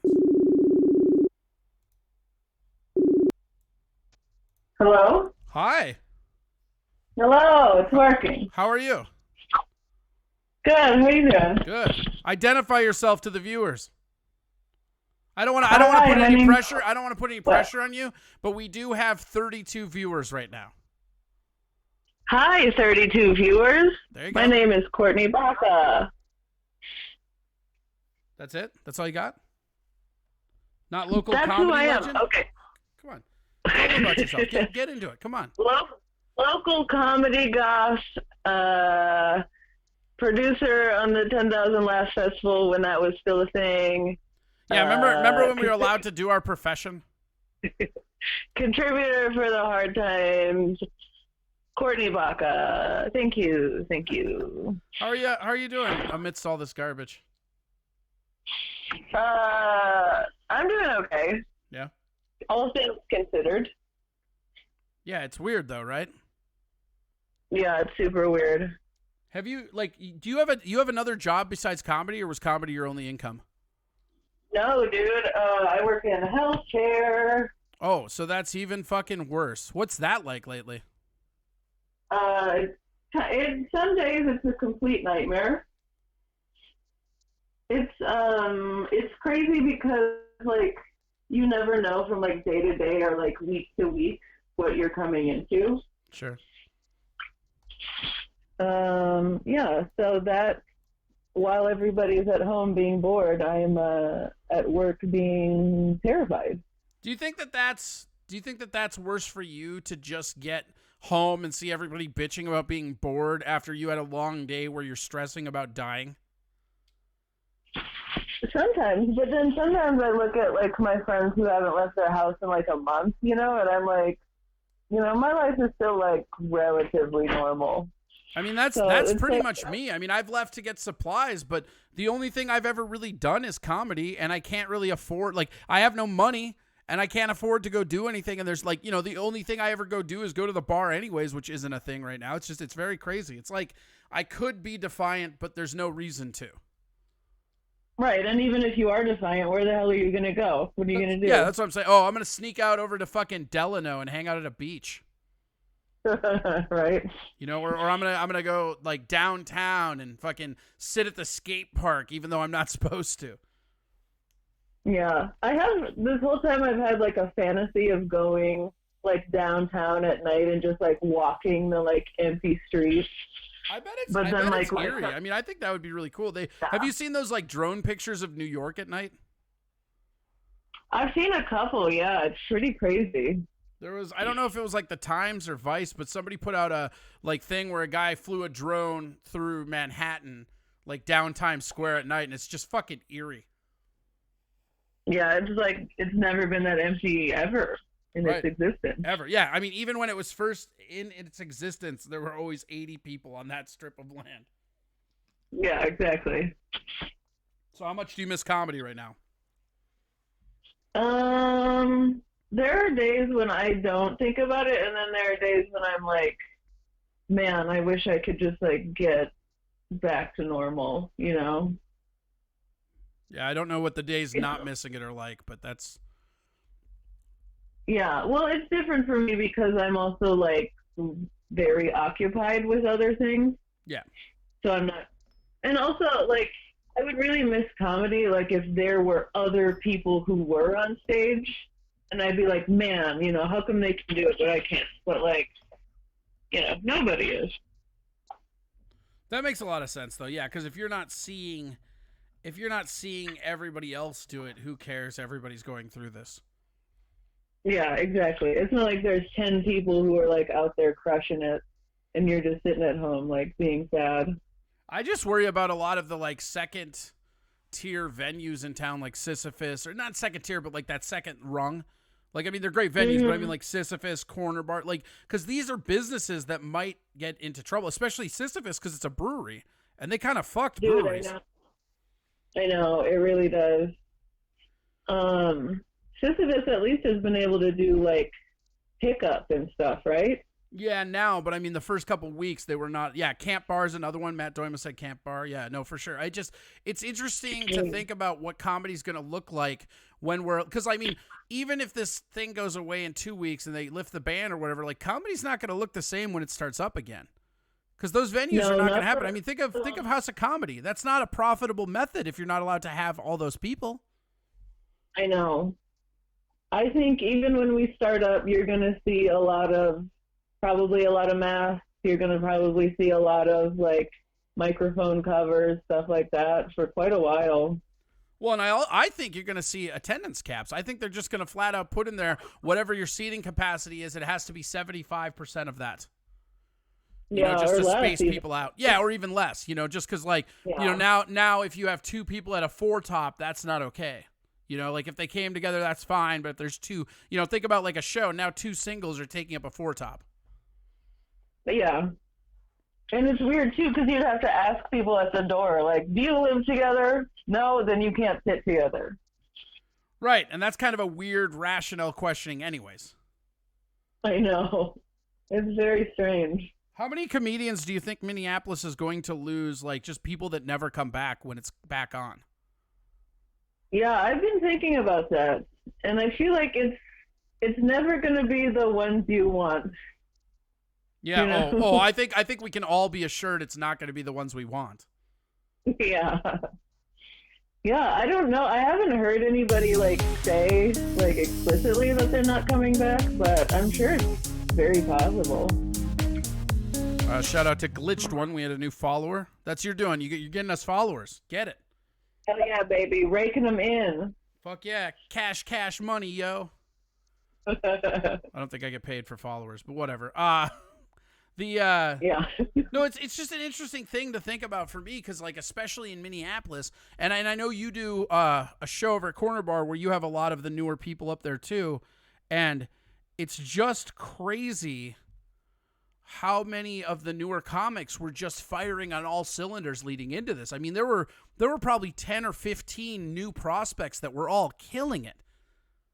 Yeah. And now they just got to get iced. I mean, I've been doing this for 12. I'm coming up on 13 years, and this will represent the longest time that I've not been on stage. Oh yeah, for sure. That entire time. I'm not one of these people, like, I quit once, but it was like me quitting for 2 weeks and then going back to it because I missed it, you know? But now it's like, because just think of how rusty all of us are going to be. Think of how many fucking stupid ass COVID jokes we're going to have to wade through. I swear to God, it's going to be unbearable. It's just gonna be intense, you know. It's like that when we had, I don't know, were you in the scene when they had that big like kerfluffle across venues about making rape jokes? No, not that I can recall. Okay, it was like a big No. thing with like Courtney McLean and I think Gabe Noah, and it was a thing that transferred over multiple venues and multiple, you know, like a grudge match. And I used to tell Miller and I would sit down, Brian Miller for people that don't know him, and we would say, you know, the only person that won or lost that, like the audience lost it. Because for a whole week, they had to hear some of the shittiest fucking jokes they've ever heard about a horrific topic because some fucking open micers wanted to prove that, hey, I can joke about anything, even though they don't have the skill to write jokes about that. Exactly. And that's what this COVID shit's going to be like all over again. I mean, we're talking 2 or 3 weeks out of the gate, you're going to be seeing nothing but COVID jokes out of some people. Yeah, and the thing is, like, everybody went through COVID together. So unless something really unique happened to you, like, you're not going to have any individual jokes about COVID, you know? Right. And they're all going to be the same hacky 4 or 5 jokes. Yeah. Oh, I stayed home and masturbated. Yeah, so did everybody. Audrey Lane, Minneapolis says, even if it's spaced out seating, everyone's still using the same germy bathrooms. Yeah, that's a good point. And then Yeah, Mr. Black, Minneapolis says, I'll just piss in a Ziploc bag and leave it at the bar. It's beautiful. I love it. No way that's going to lead to less infections. Well, there's no evidence that it spreads through urine, so go ahead and pee wherever you want. Yeah, but there's no evidence that it doesn't. No, I'm just kidding. I just like to be the fucking... Are you writing or doing anything during this comedy related, or are you just kind of using it as a break? For the first couple weeks, I was like, my brain was like mush. It was like, I can't do anything. But I've actually picked up a little bit more with the hard times, which is great to have that option, you know? Yeah. Like, I still have some kind of outlet I can use for comedy. But you haven't been writing a bunch or anything? You don't see a productivity uptick? Because I'll tell you, I haven't been writing hardly at all, and I try to write, but it's like you're saying, we're all going through this together. What the fuck am I gonna say that anybody cares about? Ran into some congestion in the hallway with my cats in traffic this morning. And just think of how stupid all the jokes with the other day sound now. Oh, when he says other day, he meant before we went into lockdown. Yeah. Oh, you mean 6 months ago? Yeah. Okay. So I was at the bar the other day. No, you weren't, you fucking hack. No. And yeah, I don't know about you, but for me, I do the majority of my writing on stage. Yeah. So, as do I. I know it doesn't look like it, but I'm very, very loose on stage. I'm not very rigid and yeah, so, I have a couple of premises, but until you can actually get on stage and flesh them out, there's how much can you really write? Right. Yeah, exactly. You can have ideas. And again, I just feel like the ideas I'm having are so stupid because it's all just being locked up in my house. If I had a weird angle or a fun direction to go, I would do that, but I don't. So it's whatever, Yeah. That is actually one thing I'm grateful for still having a job. Is I actually I have that angle, and I'm actually getting out of my house and doing things and talking to people, whereas a lot, most people aren't right now. Right. Right, yeah. I mean, that gives you a leg up because you also have jokes where you can write about doing your job during all this, which is an interesting encounter for people, especially people that were on lockdown. To hear what people's lives were before lockdown is super interesting, or during it. Yeah. Rather. Yeah, hopefully I can, squeeze something out of this. Matt Doima says, my prediction for COVID jokes are masturbation, weight gain, fighting with the family, masks, hoarding, and Trump. Yeah, that about sums it up. That's what we should do. We should all, everybody that's feature level or higher in this scene, we should make bingo cards and not give them out to the open micers. Right. And then we should just write masturbation, weight gain, loved ones, Trump, it just, you hit the COVID bingo. If anybody wrote Tiger King jokes, those jokes are already irrelevant. You have missed the boat on Tiger King jokes. Yeah, it didn't even really get a chance. Like that's something that is really interesting that I didn't think about till now. I missed the brush of just like Tiger King jokes because like whenever there's something pop culture that happens like that, every open mic you go to, it's like you get to hear those jokes forever. We missed them. I didn't like Star Wars. Remember all the shitty Star Wars jokes when that came out? Yeah, for sure. Yeah, if you hear a Tiger King joke in like a couple months when we start back up or whatever, you're not going to want to hear that. Nobody cares. No. Tom Chilstrom is laughing at you. Thank you, Tom. Thought you should know that. Hi, Tom. Mr. Black Minneapolis wants to know if you have any good Tiger King jokes. No, he also said all of the was... Tiger King jokes were bad. I was like pretty drunk when I watched it, so I don't remember a whole lot. What I do remember is that scene when they ate that meat, you know, out of the truck. Oh yeah, from like the Walmart, the like old Walmart meat. Yeah, and I just started gagging, like physically gagging. Here's how you know Tiger King is really cool. Tom Chilstrom just wrote, I haven't watched a minute of Tiger King. Tom is such a contrarian.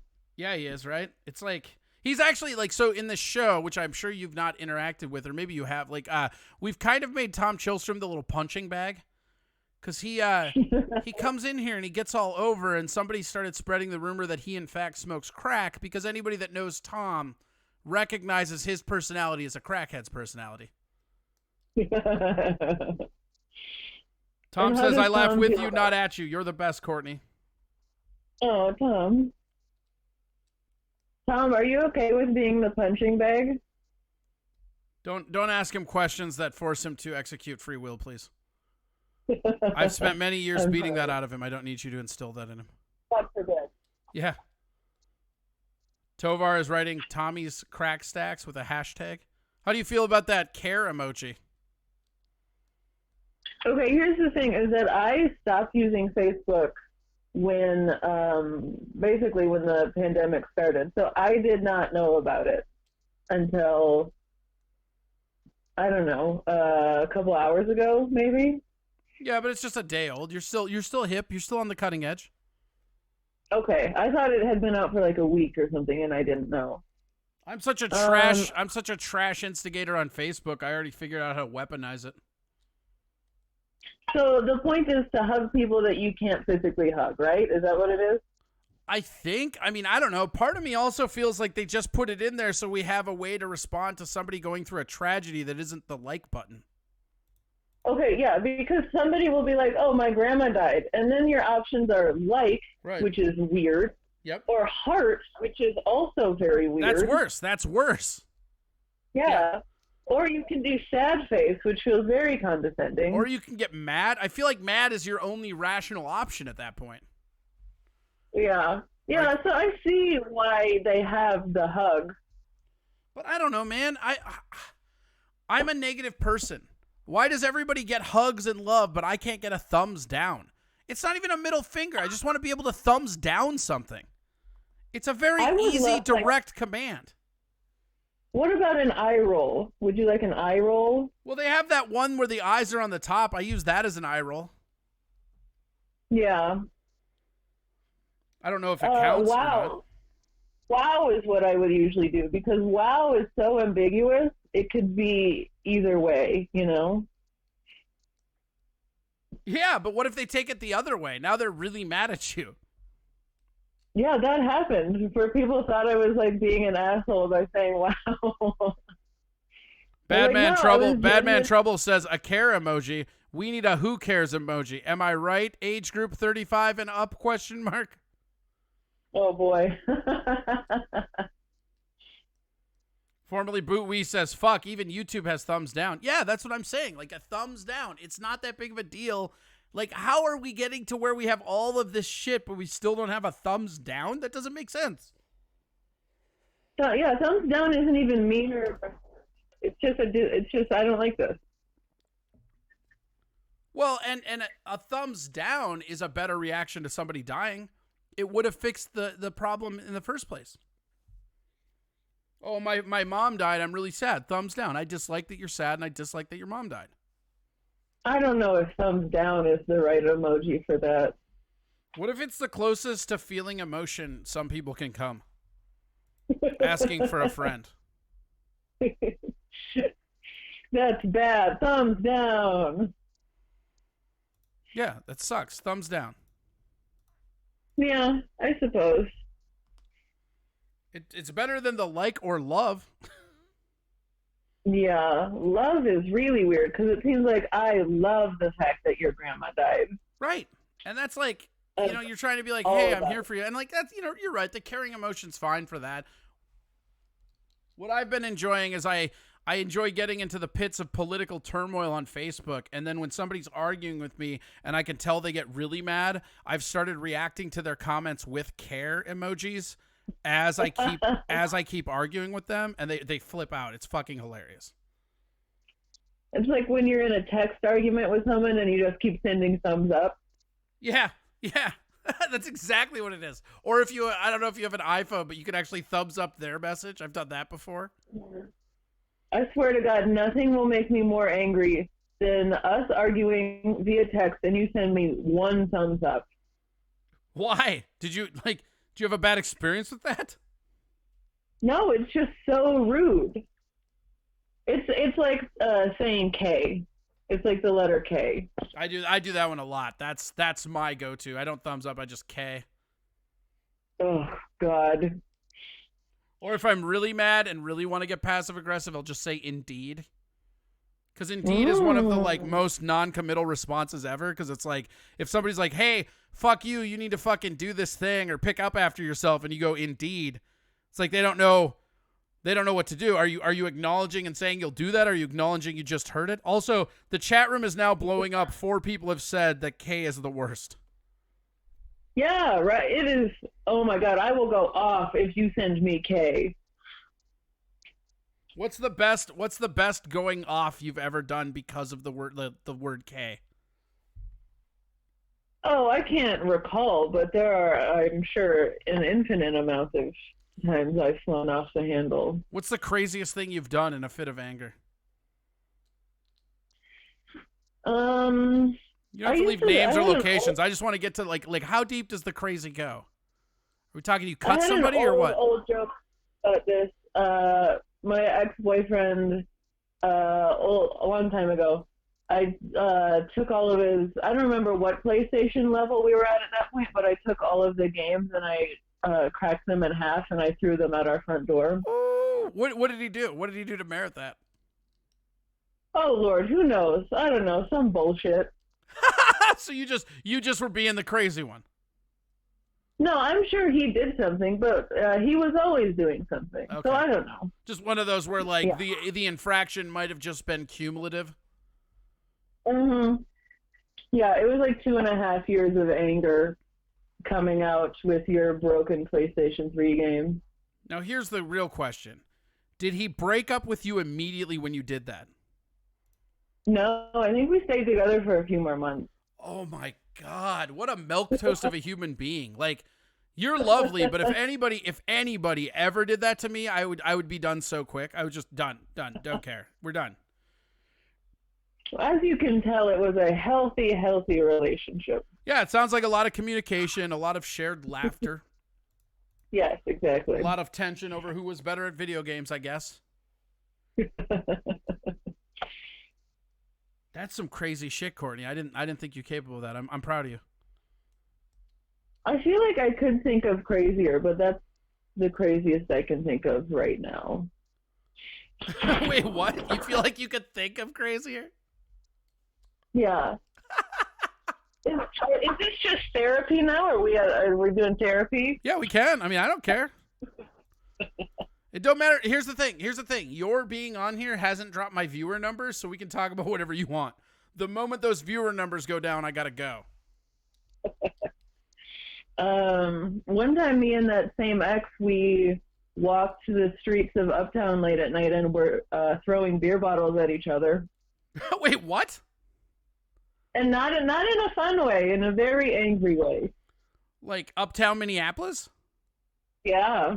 And just like you guys just had cases of beer, just decided like fucking snow beer fight? I don't remember exactly why we had so many bottles of beer. Okay. But we were throwing them at each other. No, how accurate were you being, and how many got smashed as just shrapnel? Oh, no, nobody got hurt. You know, it was more for the dramatic.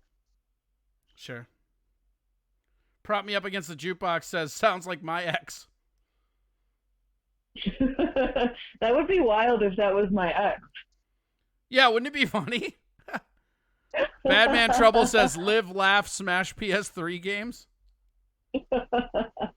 He also says, okay, that's above breaking game disc. I don't know that it is. Is that kind of like, am I that fucked up that like I think that cracking somebody's games is crazier than just lovingly throwing beer at somebody uptown?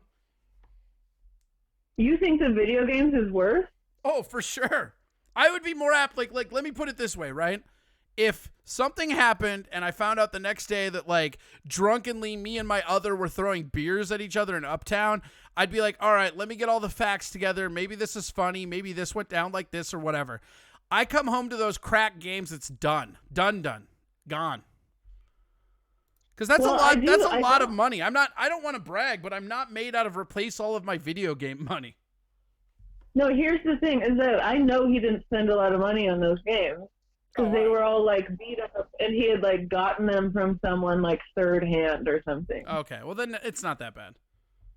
Yeah, like they weren't even in cases. They were like in my head, you're like throwing the entire council into a wood chipper in front of him. No, these were not things that he had spent a lot of money on. He didn't have any money. Yeah. Well, clearly he couldn't buy beer at a restaurant. He had to throw it around in the alleys. What was like? So you guys like when you guys broke up? What was the final straw in something like that?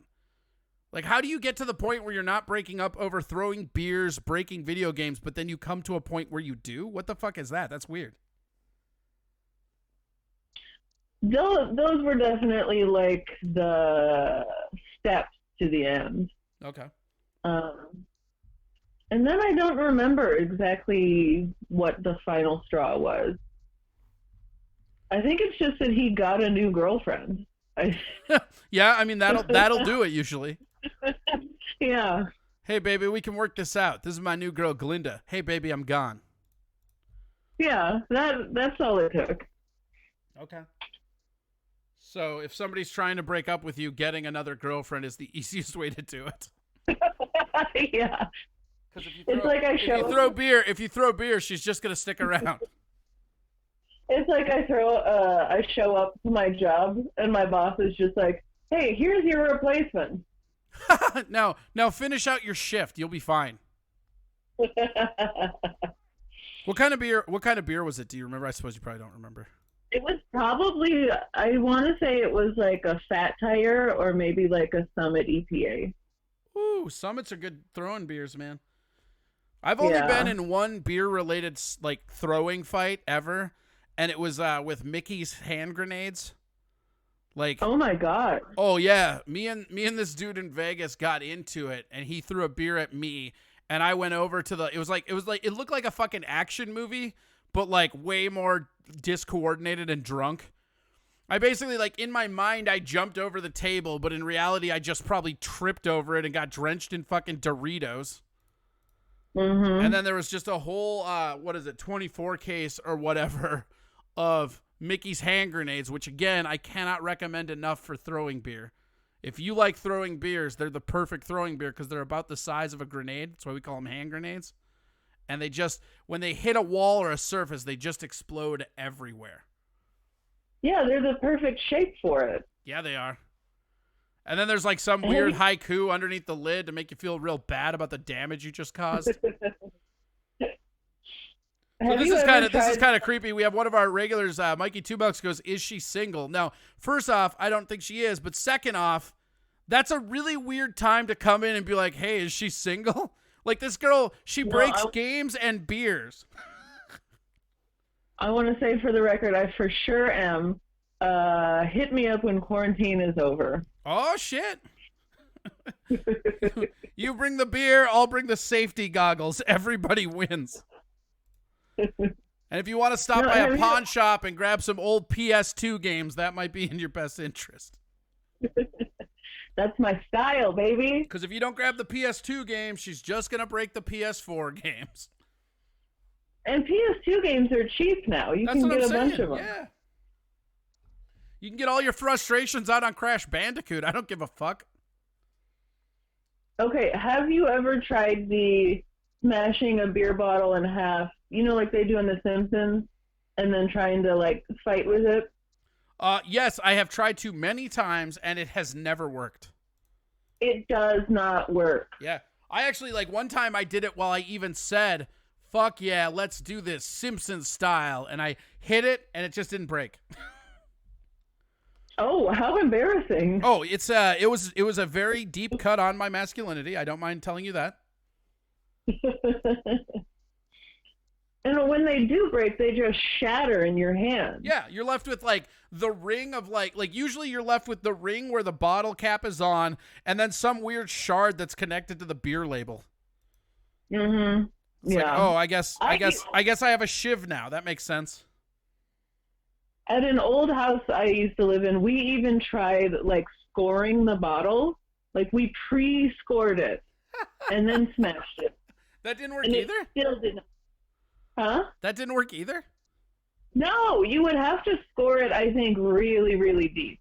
That's so weird. You'd think that would work. I know. Yeah, they never work. Just another movie lie, right? The Simpsons can't predict everything. I mean, they kind of can, though, right? Dude, I just watched the Osaka flu episode. Right. I was just talking about that episode with somebody.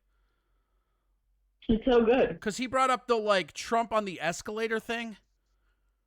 Mm-hmm. And, like, you've seen that, right? The picture where they show that scene and then the actual part when it happened.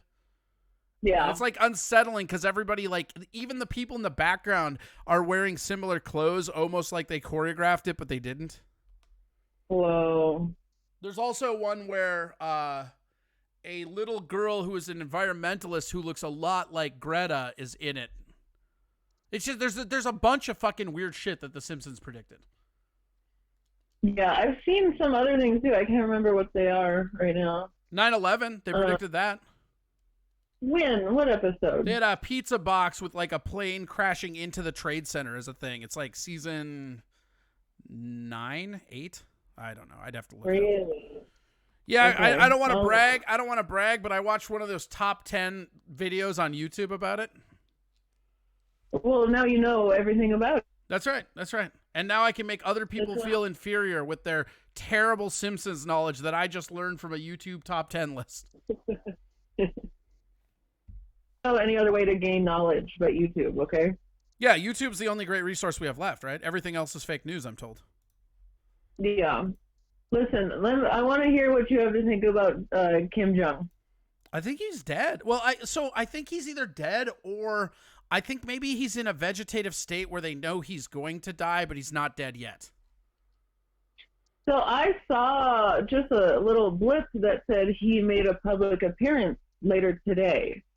Didn't they do that with Kim Jong-il, though? Didn't he make a public appearance after he died as well? Oh, so it's just like a Weekend at Bernie's situation or something? Yeah, or holograms. Kim Jong-un did a concert with Tupac. I don't know. I haven't seen the footage of him today. Maybe he's fine now. What I think might have happened is I think he might have got the Rona because he was talking about how he would shoot anybody with the Rona. So then he had to go off the cameras to get better from it so that he didn't look like a hypocrite.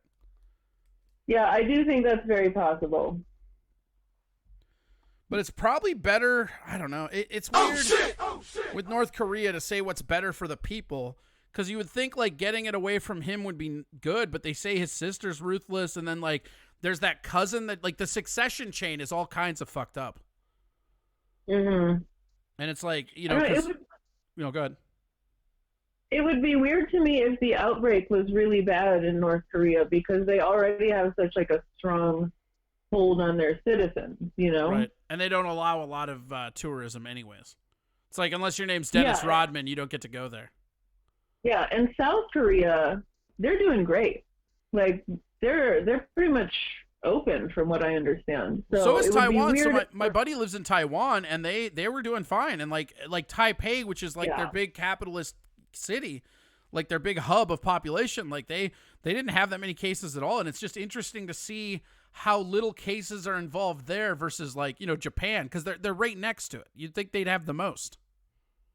Oh, Japan's not doing great. That's what I'm saying. I said, like, that's the difference. Like, Taiwan is doing great. Japan is not. Yeah.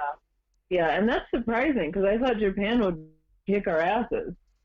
Yeah, no, I guess not. I don't know. What do you think of this whole Sweden thing? Wait, what Sweden thing? Like the herd immunity and just not closing anything? Wait, really? Yeah, you haven't heard about that? No. Yeah, so Sweden has an active theory about, like, basically they're just going to, like, let everybody get it. And then the idea is that they build up the immunity and then they have no second or third wave, which I think is interesting because they have enough ICU beds to cover their population. So it's an interesting idea for them to try. I don't think it's anything America could try logistically, but it's interesting.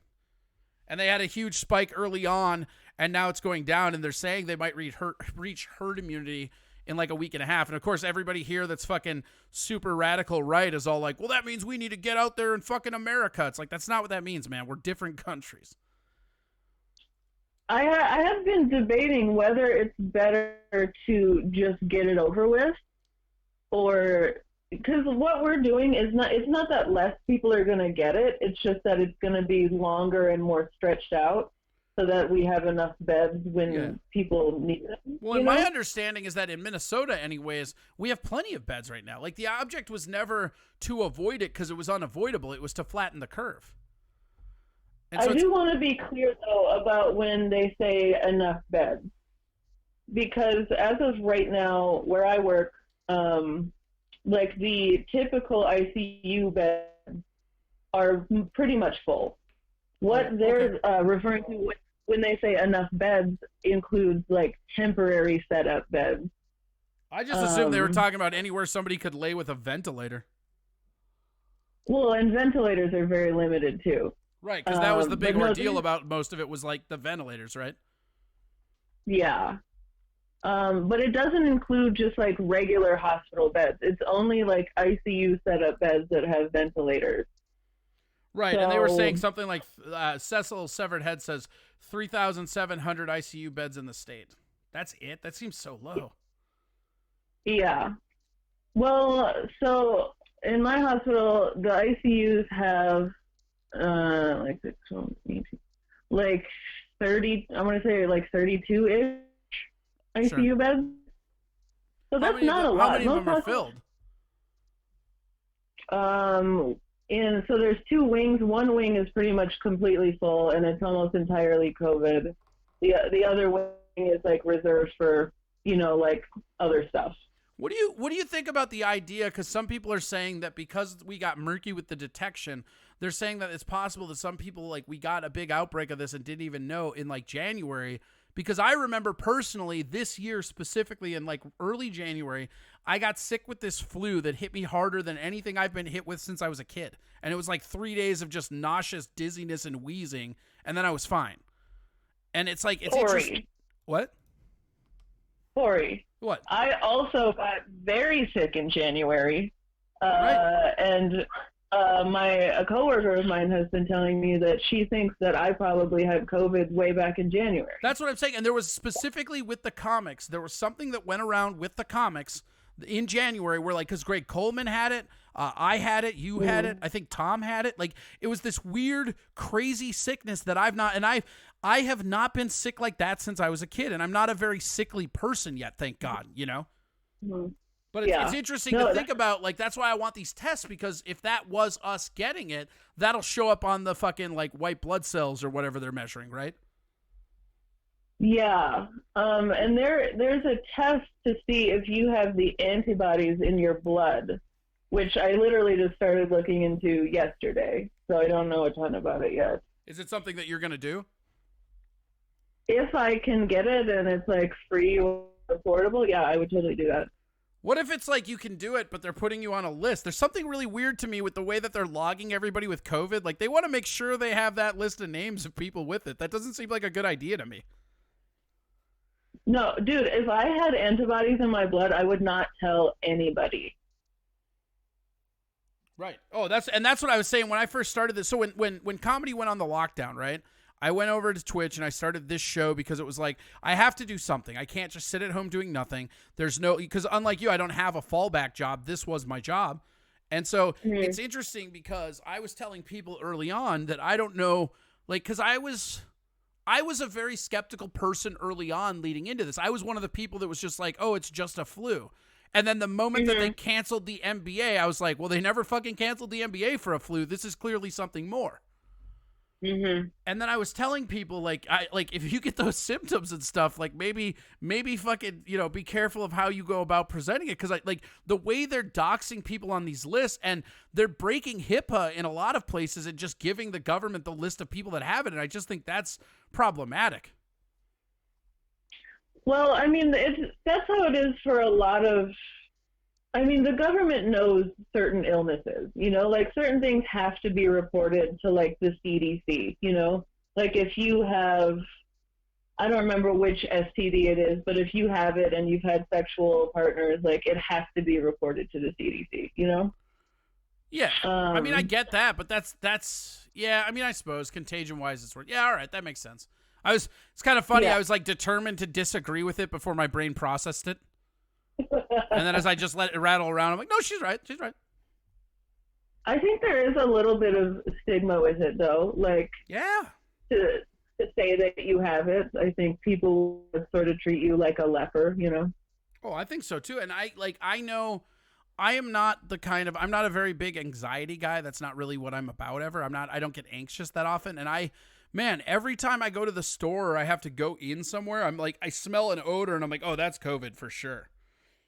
And it's like, it's crazy the psychology of it, where you get into this weird point where, all of us are feeling isolated and alone through this, but then you're out in public and you're like, whoa, I need to stay the fuck away from these people. And I don't mean that as like what they look like. I'm saying all people. Yeah. Like you'll be at home and you're like, oh, I'm bored, I should go out. And then you go out and immediately you're like, I got to get back home. Right. And it's gloves and a mask, and then it's like almost a cold sweat because you're nervous, and every time you stop in for gas, you're like, oh shit, is this when I catch it and I won't even know for 2 weeks? I know. Yeah. Do you have you seen anybody that got better and then got sick again? Because they were talking about some reinfections I was reading on the old news tubes. Not that I've seen yet. I mean, they don't tell us everybody who, leaves and then, or would get released and then come back. But no, I haven't really seen a lot of cases of that yet. I have seen a good number of people who have died from it, so. Bradley138 says, I had E. coli in 2019, and it was reported to the government right away. Big deal. Now I have COVID-19. Good times. Damn, you got the double whammy, E. coli and COVID. Yeah, at least it's not Ebola. Could be worse. I wonder why they have to report E. coli, because it's like based on what you eat. That's what I'm saying. Like this, and you know me, I'm a very skeptical person when it comes to the government in general. And just the idea of being put on a list or this fucking contact tracking that they put in our phones, I fucking hate this shit. Like that. Have you read about contact tracking? No, I haven't. Oh, man. You want to give yourself nightmares. Google contact tracking. So they have a protocol, and Android and Apple are doing it. So if you have an Android phone or Apple and you have the latest software, it's already on your phone. And what it does is it basically does, like, there's an app that they haven't developed yet, but they put the infrastructure for tracking us in for when the app gets made, which is already kind of fucked up and weird, right? They're like, hey, we're just going to track you right now, but later on we'll come out with a product. And then the product is, it syncs with your medical records, and if you get too close to somebody with COVID, it goes off so you know, and you can back out of the situation. And I just see that as having some of the most horrific effects I can think of. Yeah, that's pretty scary. Yeah. Contact tracking or tracing. Contact tracing. That's what it's called. And everybody's so preoccupied with everything else that it's not even fucking getting anywhere. No. I don't remember what movie this was in. Maybe you've seen it. It was in like some sort of similar to like a pandemic type movie. And every time you would enter a building, it would like scan you for your temperature. Do you know what I'm talking about? Contagion, I think. Was it in Contagion? Yeah, Contagion was also the movie that coined the term social distancing. Really? Is that where that came from? Yeah. Crazy, right? Like they were scanning everybody for fevers and they coined social distancing. That's a weird thing. That was 2005 or something like that. I've been refusing to watch anything like pandemic related because I'm like, I don't need more of this in my life. You know what I would do though if you it came out in 2011. You know what I would do if you really want to kind of push it or whatever? Is I would honestly love to just get you down and have you watch Stephen King's The Stand. Because I think if you watch the most heightened, horrific version of all of it, and it's not close to what's going on right now, but it's just kind of like, I don't know, like that and like Mad Max. Those are the only, like, I'm not watching Pandemic. I'm not watching Contagion. Like, fuck, Outbreak, fuck you right away. I'm out. Yeah. It's like if a woman's pregnant and she wants to watch Rosemary's Baby. Like, maybe let's wait a few months. Yeah, not right now. Yeah. That's a movie for later on, Courtney. I don't even know what The Stand is about. The Stand is there's a giant pandemic that wipes out the world, and then that's when the adventure begins. It's a Stephen King book that was turned into a movie. Okay. And the main bad guy who's supposed to be the devil kind of looks like Fabio, so it's really funny. And it's like that early 80s where they still had some of that 70s feel to it. Mm-hmm. It's a really, really good, shitty movie. Okay. Well, I mean, I got time. Yeah, that's all any of us have is time. Speaking of which, actually, we're actually coming up on our time. Thank you so much for calling in. That's super awesome. And I hope you stay safe, and I love hearing your perspective of that. Is there anything you would give anybody advice about this whole outbreak as somebody working in healthcare? Like, what's something you wish people would do more often? I'm seeing a lot of comics who aren't taking it very seriously, I think. In my house, me and Shelly live together. Neither of us has seen another person or really done anything besides essential grocery shopping since the beginning of March, and I'm seeing a lot of people who are like, oh, it's cool if we hang out, but you sit 6 feet away from me in my house, and it's not okay. It's not cool. Yeah. I wonder how boring Tinder is right now. I bet it's the most boring. I bet Tinder is Tinder right now is just a bunch of profile pictures that say "gone fishing." It's I used to be an investment banker. Yeah.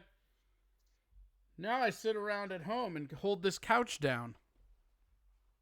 The last time I was on there, I saw a ton, so many guys who were just oh, do you want to come over to my house and quarantine together? You clearly are not understanding the concept of quarantine. Well, and think of the psychotic people, both men and women, that would respond to that inquiry positive. You know what I mean? Hey, you've never met me. Do you want to come live at my house for 2 months? Yeah, that's not somebody you want to live at your house for 2 months. No, what kind of a psychopath? My God. That's the way you get a fucking train hobo living with you. Yeah, I'll come over. Give me your address. Yeah. Let me slide into the DM with my address and my lock code for my garage. Come in the garage. Spray yourself down with Lysol because we're doing a real good job of staying quarantined. That's, I think, we were talking about that earlier, is one of my favorite things to do when I'm out and about is watch people with gloves or masks make them unsterile immediately. Oh my God, 90% of people do not understand how to use gloves and masks. It's crazy. Oh man, watching people like I saw a guy that had a mask today where he just had it down one ear and it was just kind of hanging there, like his mouth was out of it. I'm like, you don't understand what that's for. That's not a neck mask. If I just have a mask, that's cool, right? Yeah. Well, all right, I got to get running. Yeah. Thank you so much for doing this, Courtney. I really appreciate it. Yeah, thanks for having me. Tell the people one more time where to find you, what to look for. Promote your shows that are coming up. I like doing that one. That one's just to hurt me. Just follow me on Instagram, KOKOBAKA6669. That's my most up-to-date social media. So find me there. If and when I have shows again, they will be posted there. All right. Well, thank you so much for doing this. We will have you on again. You're the best. Stay safe out there while you work. It's super awesome that you're doing that, so a lot of us don't have to, and I'll have to reassess how much I complain about not having a job. So good job on your hero work. Thanks for doing that, and thanks again for doing the show. Thanks, Corey. All right. Have a good one. That was Courtney Baca.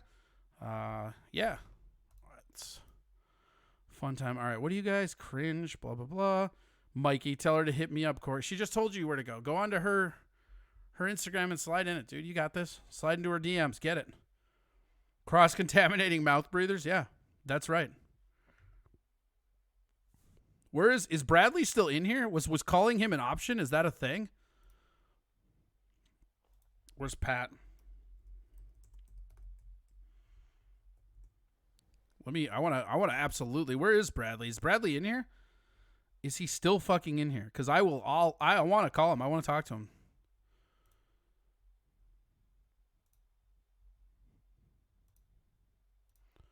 Mainly I want to talk to him because I've not encountered anyone that has it.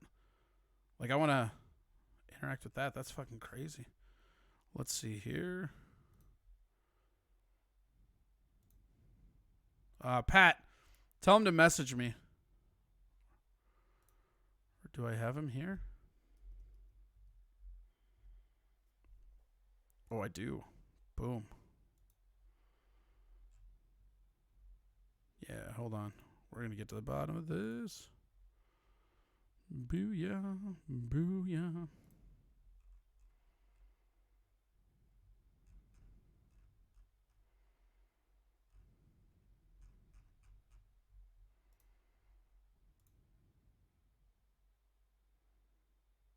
Oh, he's not up for it right now. All right. Well, no, that's fine, dude. Like, take it in. I just wanted to ask you a few questions. When you feel better, I would love to do that. I hope you get a speedy recovery, man. That fucking sucks. I'm glad that you I'm still gonna ask you a bunch of. You might as well just answer because I'm just gonna ask you a bunch of questions in this chat now. That's crazy. How did you you weren't feeling good and then you got tested or what? He's still here. Yeah, I see him. I sees him. Pretty good. Let's I was gonna do a bunch of other stuff, but you know what? Who cares?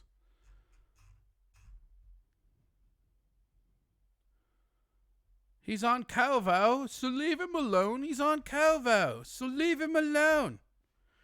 Maybe we'll end the show with that music tonight, Mikey. I haven't heard Smoko in a while. The head cold started Saturday. Really? And then you got what? You got told. When did you find out you had it?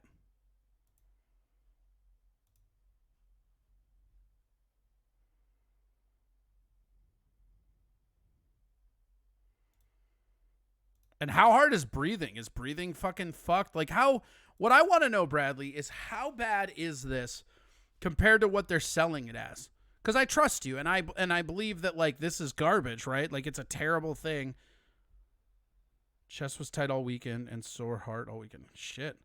So it's kind of like a heart attack. Did you have trouble breathing or when you say tight chest, it was just hard breathing? Like you haven't had to go on anything yet. That sucks, man. I hope you get better. Wednesday you did a curbside test? Okay. And what did they do for the curbside test? They took your temperature and then what? If you have flu-like symptoms and a fever, they just immediately say that's what it is?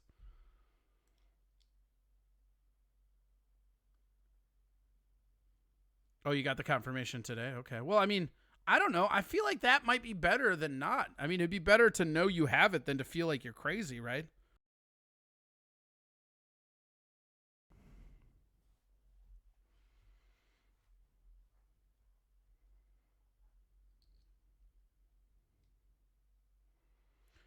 Not a hard time breathing, but I could feel my lungs sore. Okay.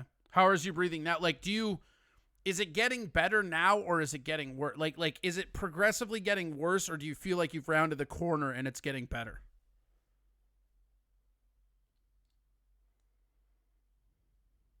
They swab the back of your throat. Nasal swab. Okay, so, God, I hate nasal swabs. They're fucking garbage, right? It's like, oh, good. Now you're in my brain. Take some tissue, you pricks. You medical tissue talking pricks.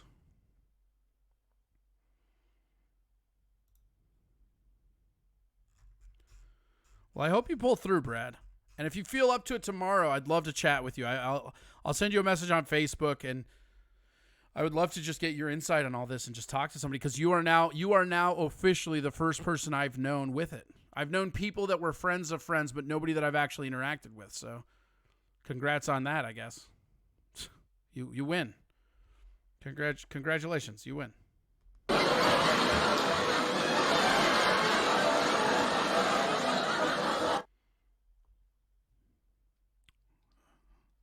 I can still feel some pressure, but it's not as bad. It's getting better. Mostly mild, but anxiety included. Yeah, I bet. I bet the anxiety behind it is huge. I bet, though, that's got to feel good to know that you had it, though, because, like, the whole wondering if you do or don't, like, that can just play fucking psychotic mind games. Yeah. No, I know. I figured that out. He said the person was in chat room today. Well, unless there's another one. I mean, who knows?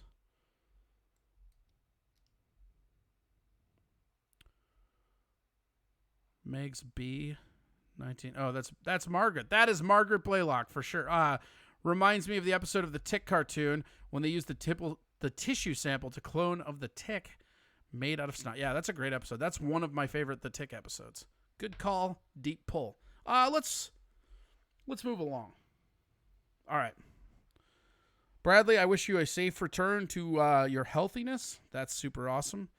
Let's see here. Where are we at for time? We're just cruising along tonight. Monday is going off without a hitch.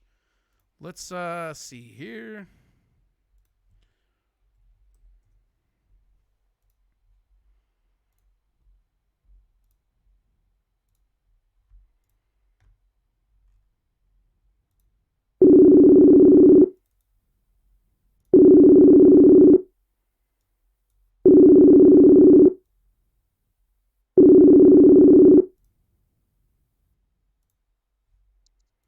Corey motherfucking Adam. Oh shit! Do we have Drunk Tom? Is this Drunk Tom on the line?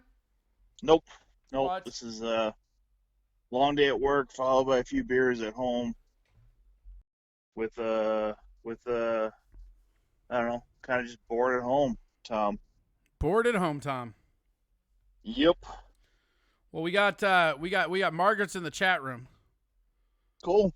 Yeah. You guys all good? You squashed your beef? Yep. It's all squashed.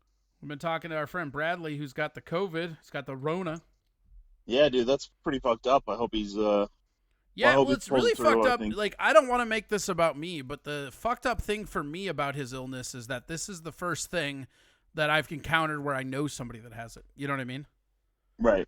Not that I mean, obviously it's terrible for him, but I mean, this is also a really bad point for me. Tell the callers who you are.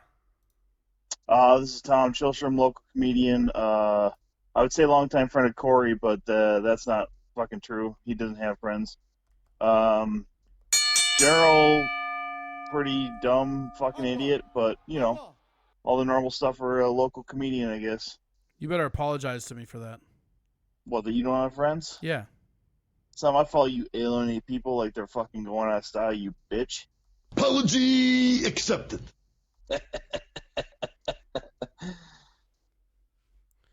You got plenty of sass tonight, Tom, I see. I know, because I'm on the other side of town from you. What are you going to do about it? You don't want to know what I'm going to do about it. You're not going to enjoy it.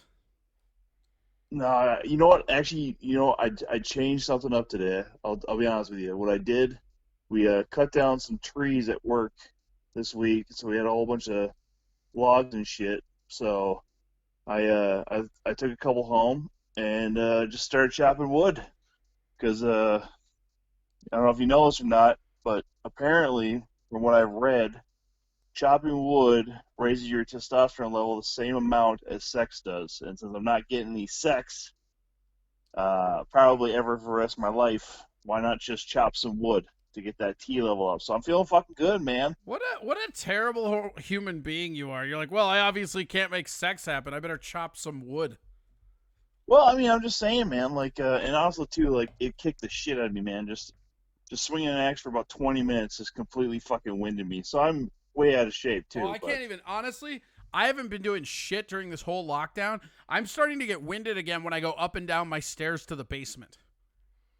Yeah, and you have a pretty steep stairwell, so I'll say that, you know, like. Well, and I also smoke a lot of weed, so there's a lot of repetition. There's a lot of reps going on, you know? It's like lifting for endurance. It might not be that much weight, but I'm doing a lot of reps. Right. No, it's Margaret Blaylock says, "Stop fucking trees. You are only supposed to hug them." Oh. She also says Corey Weird. is special. His mom says so and is his friend.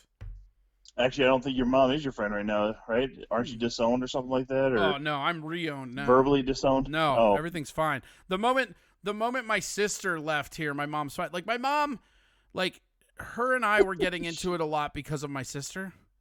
Right. And like now she's just trying to divide and conquer, I think. I don't know. I mean, whatever. I love my mom. She's cantankerous. There's nothing I can do about it. That's the end of it. Oh, well, cantankerous is a word, I suppose. I wouldn't have used it, but I'm on the outside. I would have probably said manipulative, but you know, that's just me as an outsider, and you know the conversations we've had and stuff in the past. Oh yeah, no, I mean I'll say that too, but I mean like whatever, it doesn't matter. Like, right. The main thing is that like, who cares? Right. Good point. So, by the way, good call on having Courtney on, man. Like that's a good idea. Yeah, I figure she'd be fun. I haven't talked to her in a while, and again, a big part of the show that I enjoy is like I enjoy harassing you because there's nothing I love more than picking on crackheads. But yeah, the other thing is with all these people, it's a lot of people that I saw weekly that I just don't see anymore. You know, I mean, I haven't really seen another comic in person in what, a month and a half now. Right. Oh, exactly. In fact, actually, I mean everything. Because, I mean, yeah, the last day was the 16th. I know. I'm still holding I have the sheet right here where I opened for COVID. This is going to be, like, when everything gets back to normal, I'm using this as a credit. I mean, like, you see this? This is let's see if we can do this right. This is an Acme Open Mic list. See that appearing? COVID. See all the way down here? Headlining, baby. I'm not going to brag or say that my career's on the right path, but that's what I have to brag about, so I will. Right. No, I actually still have mine too. I saw it the other day on my nightstand. I was like, oh, dope, sweet. What and that was such a weird night too, because of the fact that so few people. There's more people on the list than there was in the audience, which is just not something you see at Acme. But it made sense though, because there's nobody even on the streets that night. I mean, there's already people staying at home and everything like that. Well, I mean, I remember specifically the week before that. I got harassed about even running Sisyphus. Because if you remember, like Corner Bar and a bunch of those venues closed earlier. Mm-hmm. And the thing about it was like I ran Sisyphus that week after. And I mean, I got hate mail over it, which is so funny because the people writing me hate mail, I'm like, you know me. You know for sure this isn't going to work. You know that I don't give a fuck about your opinion. Why did you write this? Oh yeah, I mean, I got grief for the shows I did because I know it was the 16th, so obviously I think it was New Kids the 2 weeks prior to that, and then I didn't do shit over that weekend either. So that even just like looking back at it, I didn't do shit the weekend before St. Patrick's Day, and then I did that podcast with Steve, the Mill City Comedy Green Room, that 16th. That's the one that you and Margaret have done, right? Yeah. Okay. Yeah, but I was just honestly, I was pretty pissed off about the fact that they announced that they were closing everything on St. Patrick's Day and that no bars or anything. So I'm like, well, fuck it. If I can't go out Tuesday, you just get a beer on St. Patrick's Day or whatever. Just like stop at a place, get a beer real quick, fucking go home. Like then I was sure as fucking drink heavily. I mean, I don't know, fucking 5 or 6 drinks that night, that Monday, just because I was so pissed off about all this. I mean, it does make sense. I'm not saying that it wasn't a good decision to close things, but god damn it, it's gonna be really hard to come out of this, man. Oh yeah, and like you and I have said on here, I know Tovar said it. Like, there's gonna be people that don't make that jump. Oh yeah, absolutely. Like, there's gonna be people that just this was their foray into fucking stand up, and that's it. Prop me up against the jukebox says Tom always gets grief. Mikey Two Milk says, wait, someone's griefing Tom? I want names.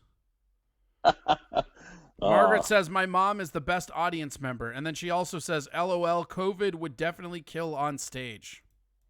You get it? Because it's a virus, and she, because it. Excuse me, bitch. Oh shit! Oh shit! Yep. No, I got it. Wait, here, hold on. Did you, tell me, did you get what, just really think about it and just go, like, think about it and explain to me what it means, starting now. I mean, it's COVID.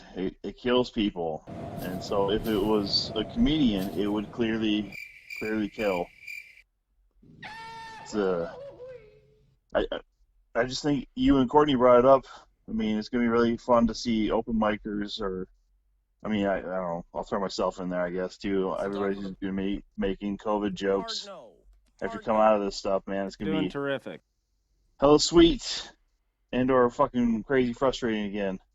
From time to time. Yeah, I mean that's exactly what it's going to be, and it's going to be really sad to see the comics that don't make the transition over, because we're gonna lose some. You always lose some when shit like this happens. Oh yeah, I mean, obviously you and I had talked about it before. I mean, I'm gonna come back only because I don't know what the fuck else to do with myself at this point, and then even though maybe I probably shouldn't. I mean. Because again, reality is that there's not much room or space for people, and if we have fewer and fewer venues, just basically on the fact that not everybody's going to be coming back, that's going to be the real problem. Is that once you have almost zero spaces, or if it's all just club level. I mean, I hosted for you a couple times at Sisyphus as far as the open mic, but if that doesn't come back, then that's another spot gone. I was hosting at Camp Bar through Funny Business and stuff. So, I mean, there's going to be very few options if just certain bars just don't come back for us to even just do some open mics. Yeah, well, I mean, and even beyond that, I mean, you're looking at like places like Sisyphus might not reopen. I mean, I suspect they will. I'm not trying to get anybody panicked about it, but like breweries are going to be hit real hard by this. Oh yeah, yeah, and obviously, I heard. You and the first guest, or the guest before Courtney and stuff, I don't remember who was on. Patrick, from the Savage Thoughts podcast. Every Thursday on the Steel Toe Show channel on Twitch. Nice. Yeah, I know you guys have talked about that, and it's it's just a reality of these kind of decisions being made, and obviously, I've had conversations with coworkers as far as the Swedish model, and even things of that nature, but. I mean, the population of Sweden is nothing in comparison to the population of the United States, let alone even that population. The population argument doesn't matter, and I'll tell you why. What matters about it is the ratio of ICU beds. With a lower population, you can have more of that. But the thing is that if everybody in Sweden got sick today, they have facilities that could reasonably handle it. If that happened here, we would be so beyond fucked. It's not even. That's why I actually enjoy. I'm not against walls closing down our state, and I'm not against some of the lockdowns, but I'm glad that some states are opening up, because that'll let us actually see data. And that's, it's the same thing with Sweden. I'm glad Sweden's doing this. I'm also glad we're not. Right. I mean, we are trending now in the U.S. We've lost 2,000 people a day for like the last 6 days almost. I mean, the average of deaths in this country, it goes like 4 days up and then it spikes down and then it goes 4 days up. But the spike and the spike down averages, I mean, we've been losing basically 2,000 people a day since, what, April 7th? Yeah. And that's, you know, that's something to recognize, you know? Mikey Two Milk says, Tom, do you think COVID is a comedian or comedian? Well, if you just go by general traits of men and women, this one being COVID being the bitch that it is and wants all of this popularity. Oh, it's definitely a fucking man. Yeah, it's definitely a man disease, if you will. It's an attention-seeking whore is what it is, and that's what almost every male comic is. Excuse me, bitch. Apology I mean, if we're being accepted. 100% honest. Cecil's severed head says 100%. Yeah. I mean, I don't know. Obviously, you guys have touched on quite a bit of stuff already tonight, so I don't want to necessarily bring up a lot of this stuff. But yeah, All right, I mean, do you want to switch gears with me? Because I was about to switch gears anyways. Sure. And I think you're the perfect guy to have on here for when I do this, right? But Right. We have Justin Amash. Yep. He's running as a libertarian. Yes. And he's It's, about to switch his party alignment, so the libertarians will have the first elected libertarian sitting in Congress. This is a big deal. As somebody that is a very, very stout libertarian, I did not know what they were going to do with this election. You know what I mean? Because and I told you, I think you were one of the people I told, if Justin runs, I'll vote libertarian, but anybody else, I don't know if I'll vote or not. And I was okay with Hornberger. I would have voted for him too. But this is the best. This is the absolute best scenario. Yeah, and actually, I just talked with Kelly Berger. Called me earlier tonight, and we talked about this briefly. How about this? Okay, Tom, you're up and about for a little bit, right?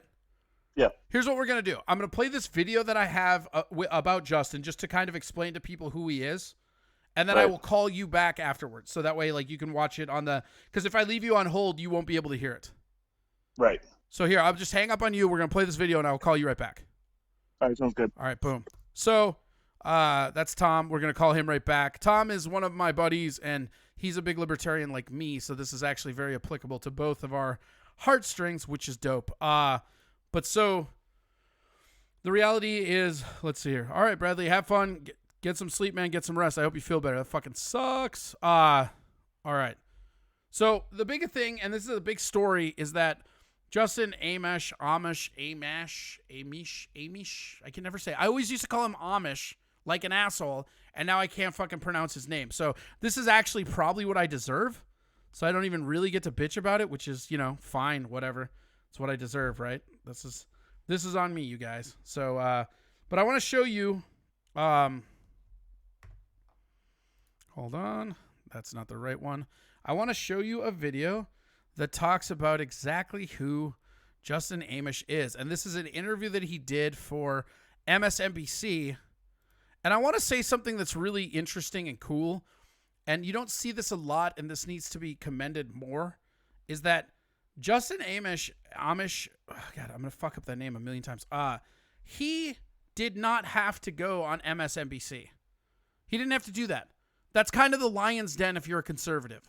And everybody's going to blame him. They're going to pile on because one of the biggest methods of voter suppression is trying to convince people that as a third party, you're not a viable option. And the thing is that Justin Amish has a pathway into the presidency, which I don't think any third party candidate has had ever. Maybe since Lincoln. Because one of his high platforms is that both parties are threats to the American people. They're not representing us, and they're irreparably ruining our country. And he's not wrong. And then you look at his credit, right? He's got very conservative tenets when it comes to fiscal economics. So you lure a lot of fucking conservatives. He also was the only Republican that voted for impeachment and brought up impeachment articles while publicly criticizing Trump at every turn, so far enough that he left the Republican Party. This dude hated Trump so much, he said, fuck you, and dipped. That's what we need in this country. We need people that are going to stand up to both sides. because we're progressing into this environment now where each side is escalating. And at this point in time, the left is becoming more fascist than the right. And the right has actual Nazis in it. Just think about that. Think about what that means an application standpoint for we the people. It's not good. And this is a message that I think will resonate. It's something that drew me to Third Party, and I think it will resonate with everybody. He also has a 5-term elected congressman, so he's there. He has experience. His voting record is impeccable, and more importantly, he was a libertarian before he changed to be a Republican to get elected. And then he left the Republican Party, and now he's going back to libertarian, which makes him kind of this weird bizarro mirror of Bernie. But here's the best part. He's also pretty young in the grand scheme of things. I mean, you have all these fucking elderly people that are fucking, 70. I mean, like, President Trump is the oldest sitting president we've ever had, right? And that's fucking ridiculous. Justin Amash was born in 1980, which makes him 40 years old. No matter what you think issue to issue or person to person, this youth movement needs to happen. And I urge everybody to go in and research him because it's amazing. And I'm telling you, Tovar will vouch. My buddy Brian, if he's here, he'll vouch. Tom will vouch. I have been talking about how this is who the libertarians need to get if they want to make a push. And that's kind of the thing. Better back to my old screen name. All right. And so here we go. I'm going to pop this on. We're going to watch this, and then we're going to call Tom back. Let's see if we got that. There. When I do these new layouts, like this weird like lightning shit and stuff, it changes where everything is on there. Yeah, I've been Team Amish for a while. I have. Amash. I always call him Amish. But yeah, because he's a consistent libertarian. And here's how I know I'm a libertarian. I hate like every other libertarian I've ever met. Like, the worst thing about libertarianism is libertarians. And the thing that's been a problem, even lately with the libertarians, is that the big movers and shakers are all just reformed Republicans. As much as I like Gary Johnson, he was a Republican. As much as I like Ron Paul, he was a Republican. The difference with Justin is, even though he was a Republican in name, you look at his voting record and it's pretty fucking libertarian. He voted on cutting spending. He voted on some budget reform to make sure that everybody got all the stuff down. So, like, one of his big criticisms with this check that was issued was that the people that needed it weren't going to see it. And he's out there vocalizing this shit on Capitol Hill, standing up to both sides. This is one of the first true third-party people we will see, and he has a solid fucking record. He has a bunch of people that like him on both sides of the aisle, and he's basically been on the right side of a lot of voting. And that's why this is such an interesting thing that I'm about to play for you, because after he announced it, now, everyone else you'll see when they announce it, they either don't go on TV or they go to whichever would be, their thing. And believe me when I tell you, he could have easily gone to Fox, but he didn't. He went to MSNBC. And that's, no sexual assault allegations either. That's perfect. Because if you're punching the ballot for Biden or Trump, you clearly do not believe all women. And I've never been a fan of that buzzword. I think that we should hear everybody out, but we need to examine things always. But that's not how it's been. And this is a real point of change. And more importantly, it's a man who sees the throughway through it because he had it. So we're going to watch this, and then we're going to talk to Tom. Here we go. Voters could have a third-party choice on the ballot. Independent Michigan Congressman Justin Amash left the Republican Party last year. That was after he alleged President Trump had committed impeachable offenses.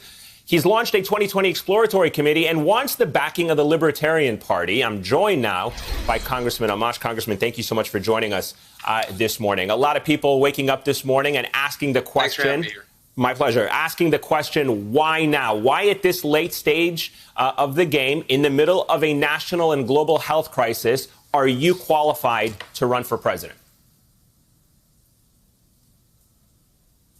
What people want is someone who's practical, who's honest, who will represent every American. And right now what we have in Washington is two parties that are always fighting each other, that aren't representing the American people. We saw that with the most recent relief packages, where most of the aid was directed to helping those at the top and very little got through to the people who need it most.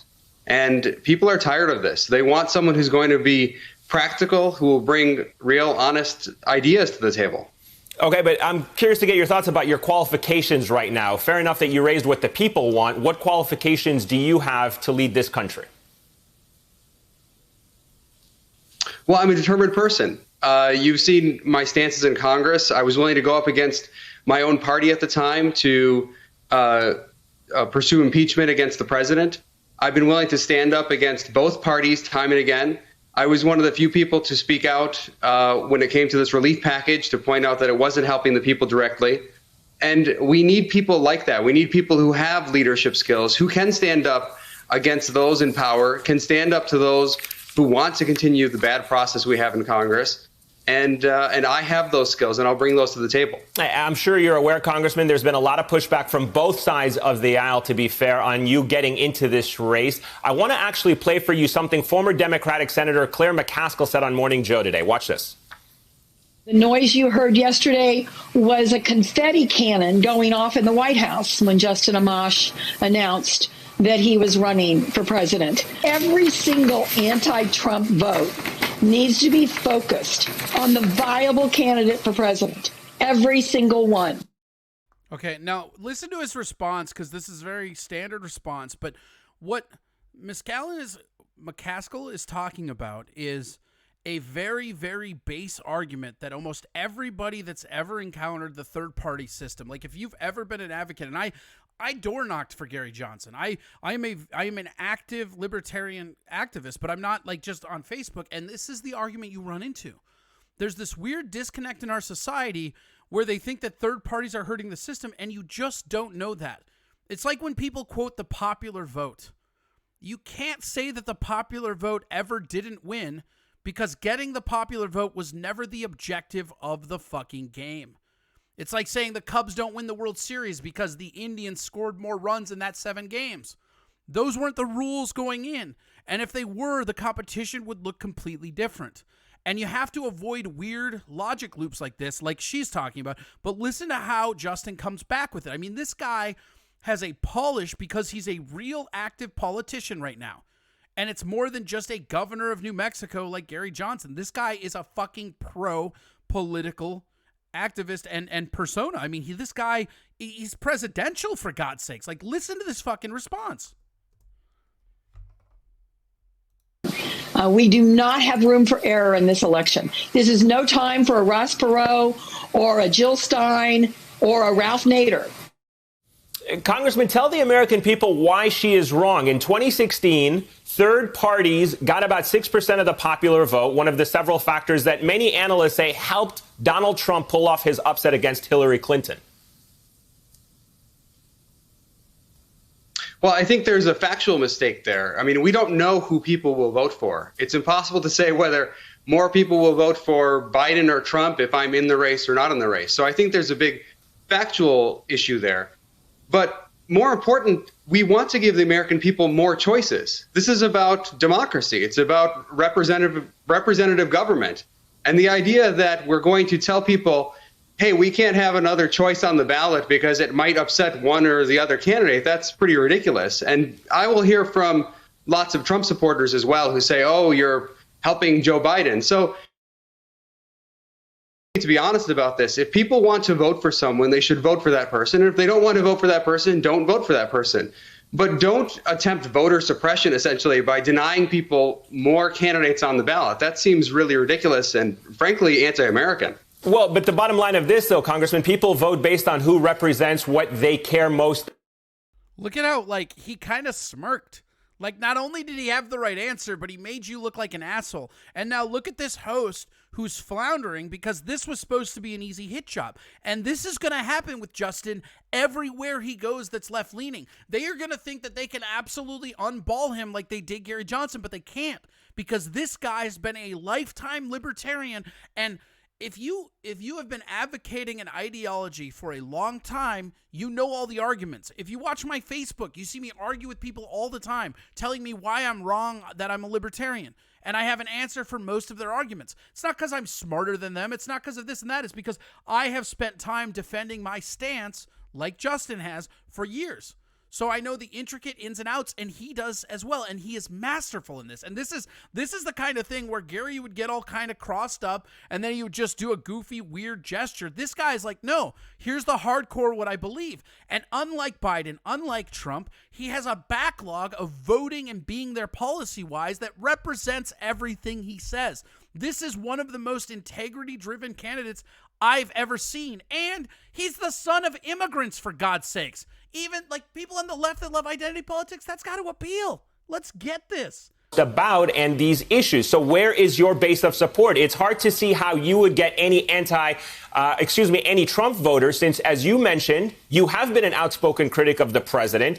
But let's be honest, you're also a conservative who voted against Obamacare. You're against universal health care. You're anti-abortion. You don't exactly line up with Joe Biden or the Democratic Party either. So people are going to vote on the issues that matter to them. And I'm asking you, there doesn't seem to be a lot of people who are lined up with where you stand on these issues. Actually, I think you're making the case for the candidacy. There are millions of Americans who aren't represented by either Donald Trump or Joe Biden, who aren't represented by the Republicans or the Democrats. And those millions of Americans deserve a choice on the ballot. And it's pretty silly to say, well, we shouldn't allow another candidate to be on the ballot. We just want to have these two candidates. And in fact, the way we got Donald Trump is because every Republican who didn't like Donald Trump was told insistently, they were told, you must vote for Donald Trump because he's the Republican nominee and you have to vote for the Republican. Similarly, people are being told today, on the Democratic side, you have to vote for Joe Biden, and Republicans are being told you have to vote for Donald Trump again. That's not the way the system is supposed to work. We're supposed to have a system where the people are represented, and there are millions and millions of people, I would say the plurality of Americans, who are not well represented by either of these two parties or either of these two candidates, and they deserve an opportunity to vote for someone that they want to win. Okay, so fair enough. You're talking about changing the system. You can certainly do that in a non-election year, but I'm curious to get your thoughts once again specifically about this. Is it worth the risk of running if you mean that you could possibly reelect Donald Trump? You're very anti-Trump. You've made that very clear. So the question then becomes, is it worth the risk of running and getting President Trump back in office for another 4 more years? What I'm offering is another option for people to vote, and they deserve that option. I represent millions of people who aren't represented by these two parties, and they deserve that opportunity. We can always say the next election is the time or the one after that, but the truth is the system will never change unless people step up. And we've seen time and again throughout history, people step up who were told this is not the time, whether it was Barack Obama or dozens of other candidates throughout history. So we need to have the opportunity to vote for. I feel like he almost said Bernie Sanders. Like, I literally think that he almost like let us like, Bernie. Pretty smart to not mention him, though. But look at the way he sticks to his talking points. He doesn't get bogged down in this reporter who's trying to lead him into saying something in crisscross. This is pro. I mean, this is... Third parties aren't as good at politics as the two parties because the two parties run the game. But here's somebody that was in the two parties that can do it as well. It's great. It's fucking great. For the person we want to win. And if people don't want that person to win, then don't vote for that person. It's actually a very simple process. We should be expanding the ability for people to vote. We should be finding ways to make it easier for people to access ballots and vote, not more difficult. And this idea that we want to have fewer candidates makes things difficult for people. It reduces their choices, and that's not the American way. All right, so let me ask you really quickly about libertarians, because as you know, they're obviously for limited small government, but many argue this is the exact time where people need government more so than ever. How would a libertarian solve the current pandemic that we're in, both financially and from a health perspective? Well, from a health perspective, you have to give more flexibility to people who are on the ground. This idea that you're going to control everything in Washington and have a few people get in a room and decide how the whole country operates is patently absurd. You can't have that kind of understanding of what's going on the ground in various counties throughout the country in one room. So you have to allow people to make decisions on the ground. The White House can help coordinate things, of course, and it can provide guidance. I think that's really important. But you have to leave it more to people at home and in the states especially to make determinations about where the need is greatest and what they need. As for financial relief, I've said repeatedly that what people should have is direct pay from the government during this time. So what they're doing, the Republicans and Democrats, is funneling money to the banks or directly to big corporations using the Federal Reserve. And that's not the right approach. There are millions of people who are struggling right now. They can't get unemployment very easily. They've lost their jobs. And the government is telling them, oh, we'll just give you one $1,200 check instead of having a system where they can get a monthly distribution from the government to make it through this crisis. Yeah, I was going to say, but that doesn't necessarily sound like limited government when you're having the government pay folks a lot of money throughout the course of this crisis, which a lot of people argue say is exactly what should happen. No, it is limited government. If I might interject, it is limited government because what the government is doing right now is spending $3 trillion, but it's funneling it in all sorts of different ways. And it's a convoluted, crazy scheme. And you're adding a lot of transaction costs in the way of getting aid to people who need it. What a limited government person would say is if the government's going to be involved in this sort of way, what we want to do is get government out of the way as much as possible. Give money to the people and let them make a decision about how they spend it. And let me ask you, as you go forward in making your decision as to whether or not you've run, have you reached out to people to gauge whether or not you will have the financial support needed to compete in a race of this magnitude? Have you gotten any, even without naming names, but have you gotten any major financial donors lined up? No. I haven't asked major financial donors because that's not the point of this race. The point of this race is to represent the people. And there are millions of people who want another option. And I'm very confident we can raise the money. When I've run for Congress many times, it's not been based on a whole bunch of big financial donors. It's largely been small donors. As we've seen in this current cycle, most of my donations have come from very small donors. And it will continue to be that way. And I'm proud of running a race where we get the support of millions of small donors.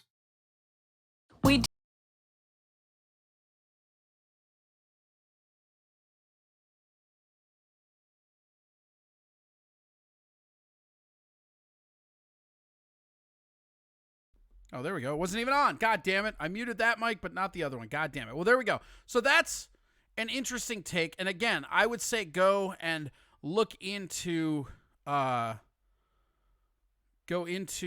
him more and you will see stuff. Let's see. What is that? Meg says, oh, Libertarian Party is more pro-choice and he is anti-abortion leaning. Canada told me over and over again he was personally leaning pro-life, but libertarians wouldn't like that. I dig the answers you've made it. Yeah. No, here's the thing though. That's not true, Margaret.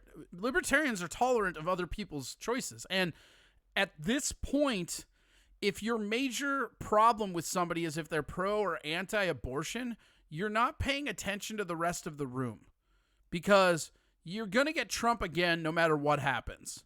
And Trump is pro-life, I believe, right? Like he's not pro-choice. And I love with Justin, he's honest, he's concise. And like I said, Doima will vouch. I've been talking about this dude for 4 years because as a libertarian, when Johnson was done, it's like, okay, who's the next person up? Because the Libertarian Party has been growing exponentially because a lot of conservatives are sick of a Republican Party that isn't conservative. Let's see. I'll give you one more. I didn't put that one in the chat, did I? Hold on. Hold on, you guys. Hold on. You guys are silly. Hold on. Hold on, you silly gooses. Hold on. Let's do this over here. There. Boom. Boom. I'm getting used to this new shit. All right. There's that. Wait. Boop. And yeah, there we go. Here is...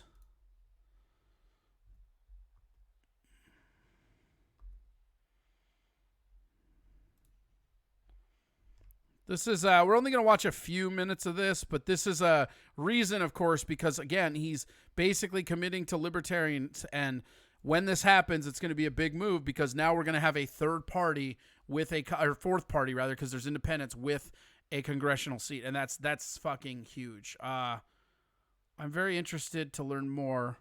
I didn't hate Trump, but I would like more. Yeah, I mean that's the kind of person that he. I know who Amish is because is that absolutely true, Matt? That's pretty funny. I didn't know that, but that's pretty great. Yeah, it's nice to have somebody that's leaning a little bit more traditional conservative. And I'm telling you, if this guy gets on Joe Rogan, and I bet he will, that message is going to resonate. Let's see here. We will pop that like this over here. We already did that. Okay. And here, we're just going to watch the first parts of this, but you can watch this on your own. At the end of the day, I think people just want someone who's normal, honest, practical, and capable. That's what they want. And when you look at that criteria, you don't. Donald Trump doesn't fit the bill, and Joe Biden, in most respects, doesn't fit the bill. Five-term Michigan Congressman Justin Amash has announced that he's running for the Libertarian Party's presidential nomination, which will be decided in late May. The 40-year-old son of Middle Eastern immigrants took office in 2011 as a Republican, but left the party last July, saying he didn't want to be part of a partisan death spiral. He has consistently voted against. That's one of my favorite lines ever. He left the Republicans because he didn't want to be part of a partisan death spiral. Corporate bailouts, increases in debt-financed government spending, overseas military interventions, and the prosecution of the federal drug war. During the coronavirus pandemic, Amash has castigated federal agencies such as the CDC and FDA, first for botching containment efforts and then for asserting monopoly control over testing. He was one of a mere handful of no votes on the $2.2 trillion CARES Act, arguing that all relief payments should go directly to individuals and households rather than corporations, nonprofits, or government agencies. We intend to win this race. I mean, it's not a race for fun, as I've said many times. Republican and Democratic loyalists are lashing out at Amash as a quixotic potential spoiler with no chance of. People fucking hate when a third party gets involved. They hate it because they're just going to use it to gaslight the fucking. I mean, again, when Trump got elected, I got told that I did it. I got told by many people that this was my fault because I voted for Gary Johnson in a state that went to Hillary. This is about to get real crazy, man. Being elected and calling for him to step aside. We do not have room for error in this election. This is no time for a Ross Perot or a Jill Stein or a Ralph Nader. Third-party candidates are always a pain in the butt. But I think that Amash is going to hurt the Republicans more than the Democrats. It 100% helps Trump, hurts Biden. I talked with Amash over Skype about why he thinks Donald Trump is too erratic to be given a second term, why Joe Biden is too old for a first term, and why he believes his vision of a freer country will take him to victory in November. Congressman Amash, thanks for talking to Reason. Thanks for having me on, Nick. All right, so you can go back and watch. I mean, this is an hour interview with him, and it's great. Like I said, you can go back and watch that on your own. Let's see here. We have two other things. We got to call Tommy back though. Let's get Tommy back on the phone. Let's get Tommy back. Some Tommy guy. It's our little Tommy guy.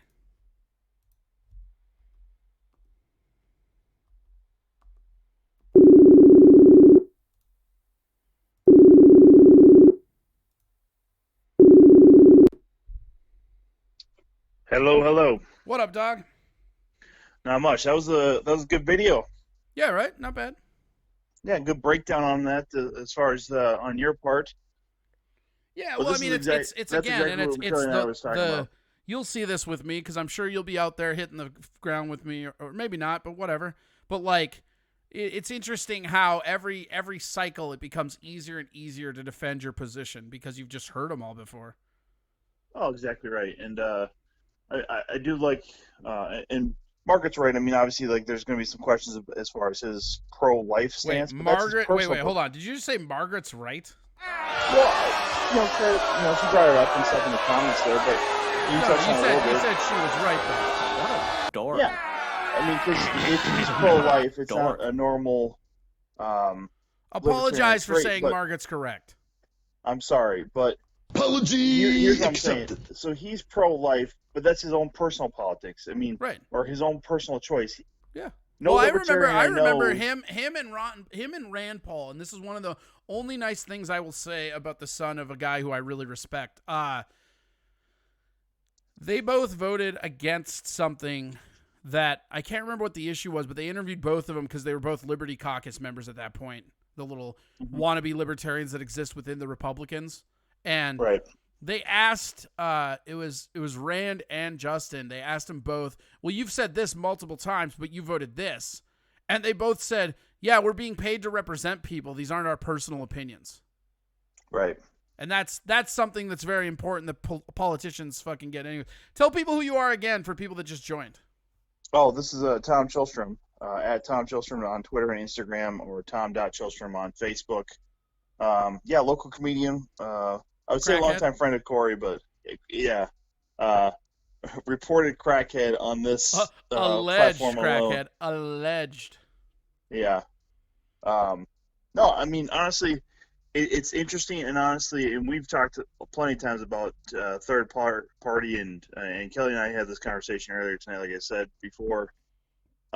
He's an interesting candidate because it's genuinely actually putting liberty ahead of party. Yeah. I mean, he put his principles above his own success when he left the Republican Party. I mean, this guy, like, the other thing that not many people know about Justin, and this is when I first started, like, knowing who he was like, it was like 2018. 2018, he was basically offered the right-hand man position to be the lapdog to Rand Paul. And he said, go fuck yourself, fuck Trump. And dipped. And then he dipped. Yep. But and he has a history. He has a history of standing up to both sides of the aisle. And he's such a just stout libertarian as far as what he believes. And here's the thing. Do libertarians typically believe pro-abortion? Of course they do. Are they usually anti-abortion? No. But it's a party of individuals. If that's the one issue that's the one issue, then go vote for Biden because he's the only non-pro-lifer on the ballot. Right. But here's also the really dumb thing with even that is that people need to stop focusing on things that are technically social issues and need to actually start focusing on politics because. Well, and the other thing too that I think people forget is that abortion's already legal. Who the fuck cares who cares or doesn't care about it from a presidential standpoint? There is no executive order that can overturn a Supreme Court ruling. There's none. It doesn't exist. Right. So there's no, like, this. It's so weird to me how we keep, like, circling back at abortion like it's it's like guns. Stop trying to argue against guns. That box is already open. You will never get rid of all the guns. Sorry, you just won't. Well, and that's I literally just was going to say the same thing. So abortion's already been legalized. Guns are legal. You can't change that. It's going to take either complete dictatorship to get rid of them, or even then people will hoard them. You will not even get rid of guns in a complete dictatorship. It would be a revolt at that point. I mean, that would be the next civil war. Pandora's box on guns has already been open, and why we talk about it still, I've never understood. Because first off, there is no Second Amendment. Let's just shut the fuck up about that. The moment, like, the Second Amendment was literally to stop the government from being able to hold the citizens hostage. That's what it's about. Exactly. The moment that we conceded that there are military-grade weapons was the exact moment that the Second Amendment doesn't exist. So fuck you. Like, let's all have guns. I love guns. But let's stop acting like we're arguing some constitutional right that hasn't really been. It's like a tariff. It's not enforced. Right. Exactly.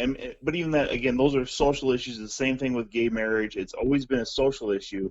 It just happens to be it should have never been illegal in the first place. I mean, because marriage itself is technically only an institution established by the church. The state should have no bearing on any of that. There shouldn't be marriage license, but that's a whole nother libertarian hoopla to go through if you really want to. Well, the other thing too that I think, and this is my in the shadow dark theory, right?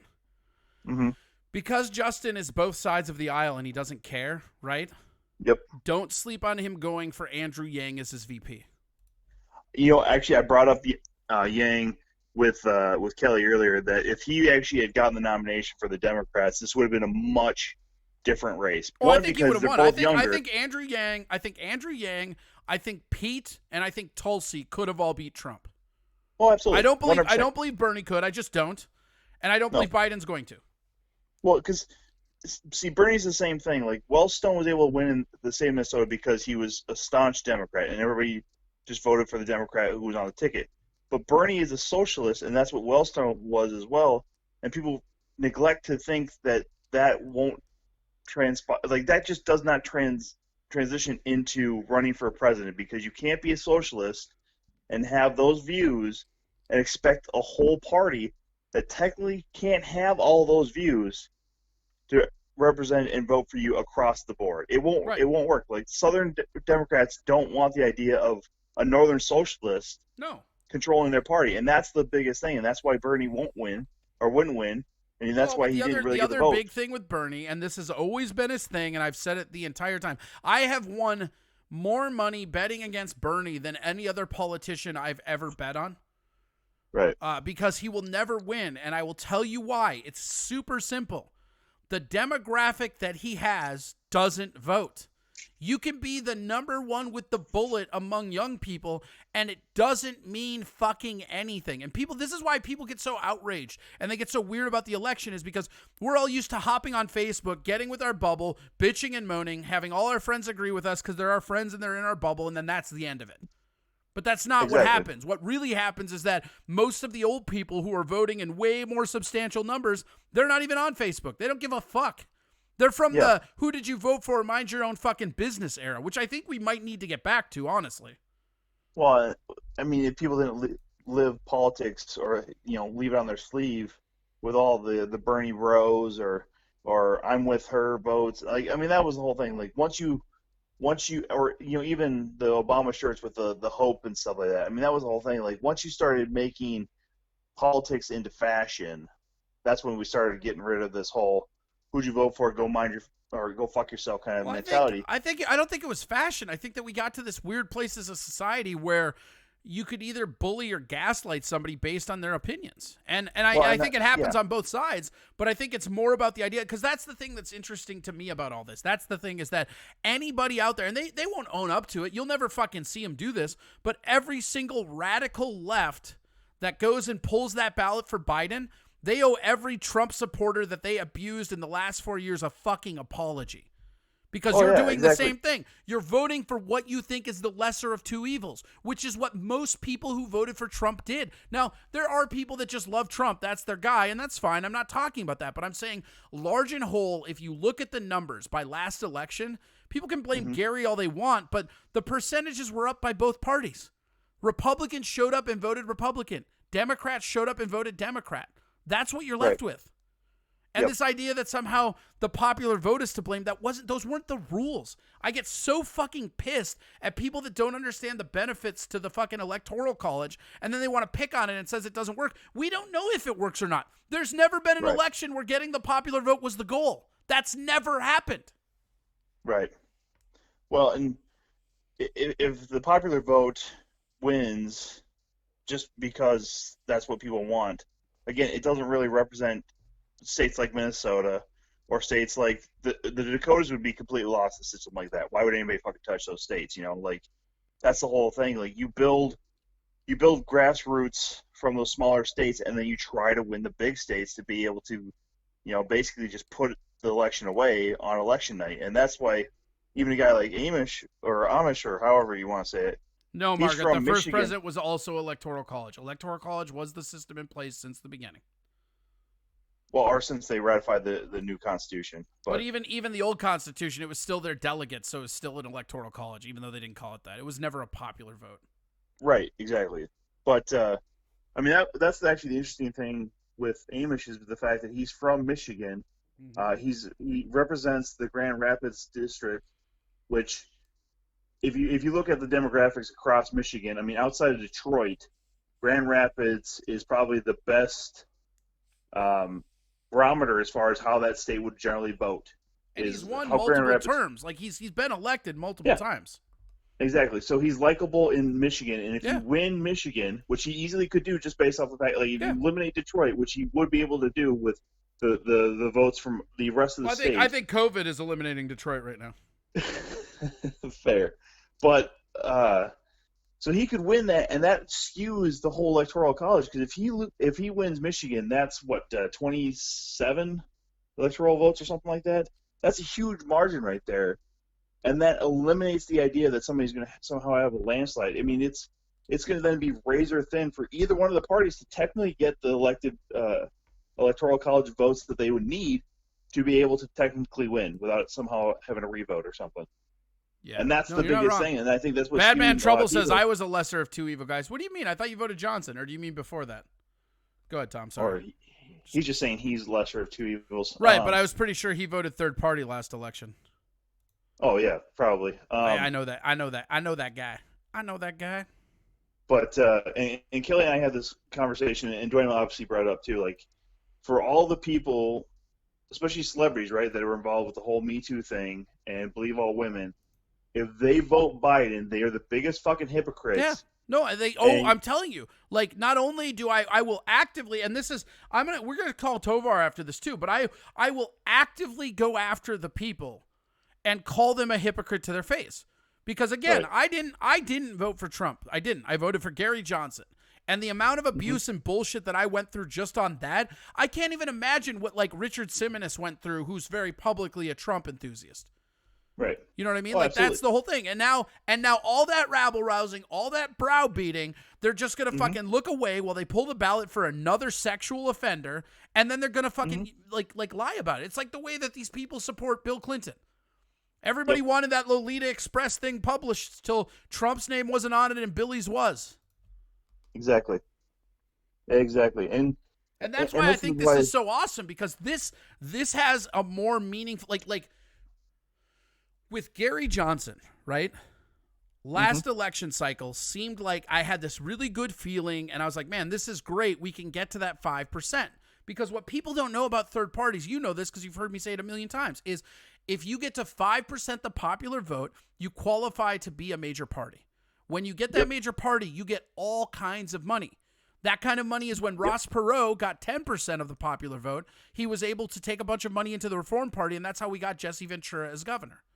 He was using that reform money. And to have an elected member of Congress on as a libertarian and then having run, I mean, this is a very interesting thing, especially if it's Biden versus Trump, because I think that you're going to find a lot of people that voted for Trump would rather vote for not Trump.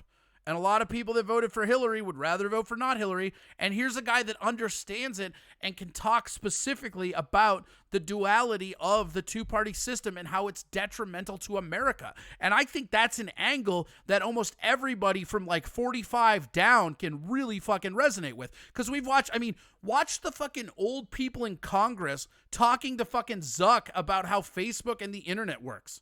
And then think about these are the people that are writing internet laws. Yeah. Well, and just the age range you gave as far as 45 and down, I think actually a guy like him who isn't going to talk to the bullshit. Okay, hold on. Matt Doima just said, I cannot ethically vote for Biden. And you know what I will say to Matt Doima? That is one of the most dyed-in-the-blue people I know. He's very liberal. And it's not bad or anything like that, but that's what a man, that's what you look like when you stick to your fucking morals. And I have every respect for somebody that dips away from Biden this election but goes back to the Democrats the next election. You just can't fucking get mad when like the way that the left has been browbeating and bullying anybody that voted for Trump, and then they're going to turn around and vote for a sexual assault accused is insane. It's fucking insane. Well, and again, these are the same people who lifted up Hillary, saying that she was the best example of what a wife should be because she stood by her man. But then there's still people like, no, if your man cheats on you, you should just leave him.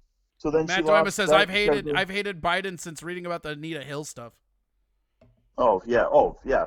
Honestly, the fact that Biden is the vice president and he has that tag is an absolute miracle. Well, and here's the other thing too. During the whole campaign, it was like being John Malkovich but Obama. Obamovich.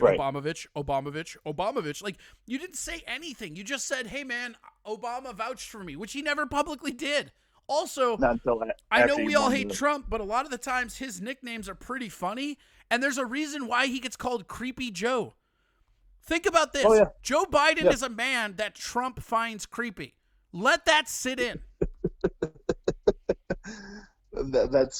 It's hilarious, it's sad, and it's very true. I mean, honestly, I couldn't stand in a room next to Joe or anywhere close to Joe Biden without probably wanting to like look at him and be like, "Hey, dude, stop fucking being weird." Because we've all had those people. We've all been to bars where we see that guy who's just a fucking creep.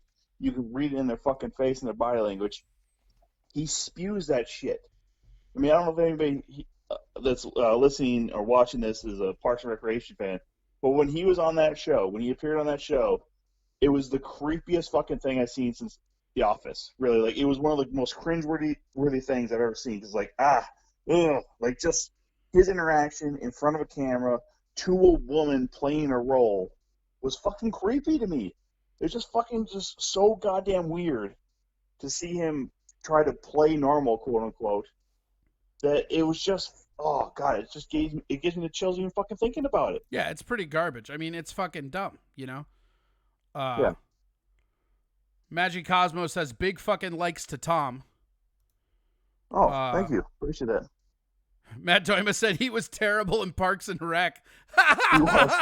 It's creepy as fuck, but he's also terrible at it. 'Cause that's the thing. so He's great. not an actor, I'm gonna and you dude want from him to now fucking on. do it. From now on, I'm only gonna vote on people based on how they do on TV. No wonder Trump's in the White House. He's in the WWE Hall of Fame. That makes total sense now. And he appeared in Home Alone 2. Don't forget about that one. Yeah, but that's edited out. That's not even on. They edited out of the Disney Plus version or whatever it is.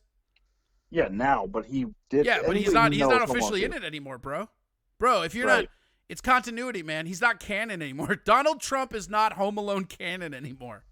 Fine, whatever you want to say, but no, that's and see. Here's another thing though, too, right? With all that, right? So a lot of people believe that Trump won based on the quote unquote moral majority, that he was able to get the church vote, if you will. I don't think so, But though. I think this is my theory, and I think I've told you about this, right? I think that Trump was always going to win, but I think a lot of people, when they were getting polled, knew that they should just lie about it. Oh yeah, no, You know what I mean? Like, because they're not going to like say, "Oh yeah, by the way, I'm voting for Trump." They're going to be like, "No, yeah, Hillary forever." But guess what? That interview isn't there when you're in the ballot box. Like, I think there's a lot of people that lied to those pollers and fucking because they didn't want to get browbeat. Right, they didn't want to get browbeat. fucking It's way abused. easier to just be like, "Yeah, I'm going to vote for this," and then talk to your friends about what a bitch that person is because they high-fived you even though you lied to them. Right. But I believe that Trump probably got some people who just vote Republican because that's what Jesus would want them by to the do. numbers, that's what happened. The Democrats showed up for Hillary. The Republicans showed up for Trump. It was one of the biggest by the numbers elections we've ever had. It was one of the shortest. That's the other thing too. It was one of the lowest totals that the third party ever got. Mm-hmm. And because all of the third parties together accounted for 8% or something like that. Yeah, I mean that was mostly Johnson and Stein. Yeah. Yeah, Stein and Johnson were the heavy hitters. I mean, Stein had 3, and I want to say Gary Johnson had 3.5. Yeah, it was which something means like 3.5 every to other 3.8 third party maybe. got 0.7. Yeah, I think the Constitution Party was probably third in that list. But again, it's fucking it's pennies really. I mean that's it. I mean they're not getting big money off of percentages, you know. Magic Cosmo says, "You want to find the creepiest people? Admit you're on blow, guys. You'll get messages from people. I will not say their names, but more than once, a couple of Steel Toe listeners have whispered me to get some cocaine." Maggie, why don't you just message me and give me that cocaine? I'll take care of all your problems. I'll nip them all in the butt right now. Also, don't forget, when you're thinking about giving me cocaine, go to Venmo and provide me money to buy stuff. Corey Adam Comedy at Venmo Comedy. and PayPal. Yeah, you got it. Tom knows. I know it for sure. For sure. All right, we're going to cut you loose. I'm running over here. What do you want to tell people about your crack addiction? Do you feel you have a handle on it yet? I do, because I don't do crack, but I really wish we would have gone one night without talking about that, but it's going to happen. We already talked about it. I know, exactly. No, dude, this has been a dope show. I appreciate you giving me a call, man. Yeah, for sure. seriously, like Patrick and Courtney were also excellent guests. I really hope Tell you'll the have people both where to of them on find again. you one more time, Tom. At Tom Chillstrom on Twitter and Instagram, or Facebook.com /Tom.Chillstrom, or just literally Google Tom Chillstrom with 2 L's and you'll find me. I'm the only one in the whole fucking world. All right, buddy. Well, I will talk to you later. Thanks for calling in. Yeah, well, you called me, but Hey, yeah, get fucked. Appreciate it, man. Get fucked, bro. Bro, get fucked. All right. Hey. Gotcha. Hey. Yeah. Hey. Are you getting fucked? Yeah. I will as soon as I hang up the phone with you. Hey, go put your penis on that axe tip and pretend it's sex. It's an endorphin Ooh, thing. Ooh, yeah. Sexy times with the axe and the tree. Woo. Hey, does this sound like a phone hanging up? Click. Love you, bud. What, did it? You didn't answer. Yeah, it did. Oh, okay, cool. Goodbye. All right. That's Tom Chillstrom. Let's see. We got to go talk to Tovar. We haven't talked to Tovar yet. Got to get it to him. This one got away from me, guys. I'm not going to lie to you. This one got away from me. But you know what? That's okay. Once in a while, they can do that. Who cares?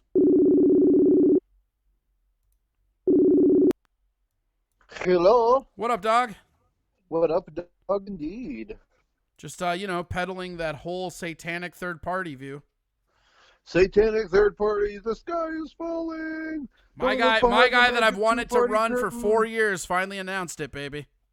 Yeah, I know. And he was the guy that I was telling you was going to run the whole time, and you're like, no, it's going to be this guy, and then I'm so glad it's Amash.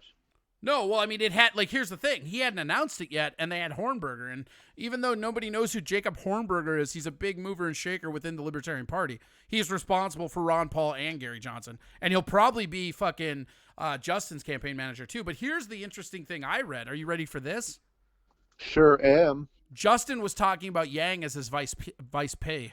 No, I know, and that's I'm all in on Amash anyway, but for Yang, I'll actually get political again. I'll go out and canvass for him. Man. No, I'm telling you, this is risk a my very life for shit. This is a very important moment for third parties, because I don't think that, I honestly think that Justin will get that 5% easy. But I honestly think that there's a route to victory with this, because he understands the duality of the two system that everybody that hates it sees. And everybody will compromise one issue if it means fuck those guys. Yeah, well, and I was really funny because when you first made that claim at the beginning of the show, I was like, yeah, but that's just optimism. And then the more you talked, I was like, no, I can't see it now. More than ever, there's a larger demographic of both the people from the left and the right who are just fucking grossed out. It's because if you're 45 or under, right, you're not Republican or Democrat. You're either a minimalist or a maximist. You're either a statist or anti-government. That's what it is. Yes. Libertarian or socialist. That's what the new parties are. And this is one of those awesome moments in history where the political spectrum will catch up, because now they can't even say, oh, why don't you get somebody elected to Congress? He's in Congress. Well, I love that he's so militant with those comebacks, dude. Of course, dude, because he has the high ground. Is the best. He has the high ground. Yeah. That's what happens every time you're not supporting a rapist, by the way. That happens every time. Right, and he didn't even say it, but he's like, he could have at the end. Also, No, I'm not a could've, rapist. Yeah. So I'm not a rapist, which also that's a beautiful hashtag. Hashtag I'm not a rapist. I'm also not a rapist. No, it's amazing, and it's exactly the guy that I've been talking about for 3 years now. Dude, I mean, this election's going to be a fucking food fight. Oh, it's going to be great, man. I can't wait. But, here's the thing. I was willing to go into battle with Hornberger. I like Hornberger. I was okay with it. But I will trade him for Justin in a moment. Oh, for real? Oh, yeah. Amash is he's the man. This dude is so much better at being a politician because he's been a politician for a long time.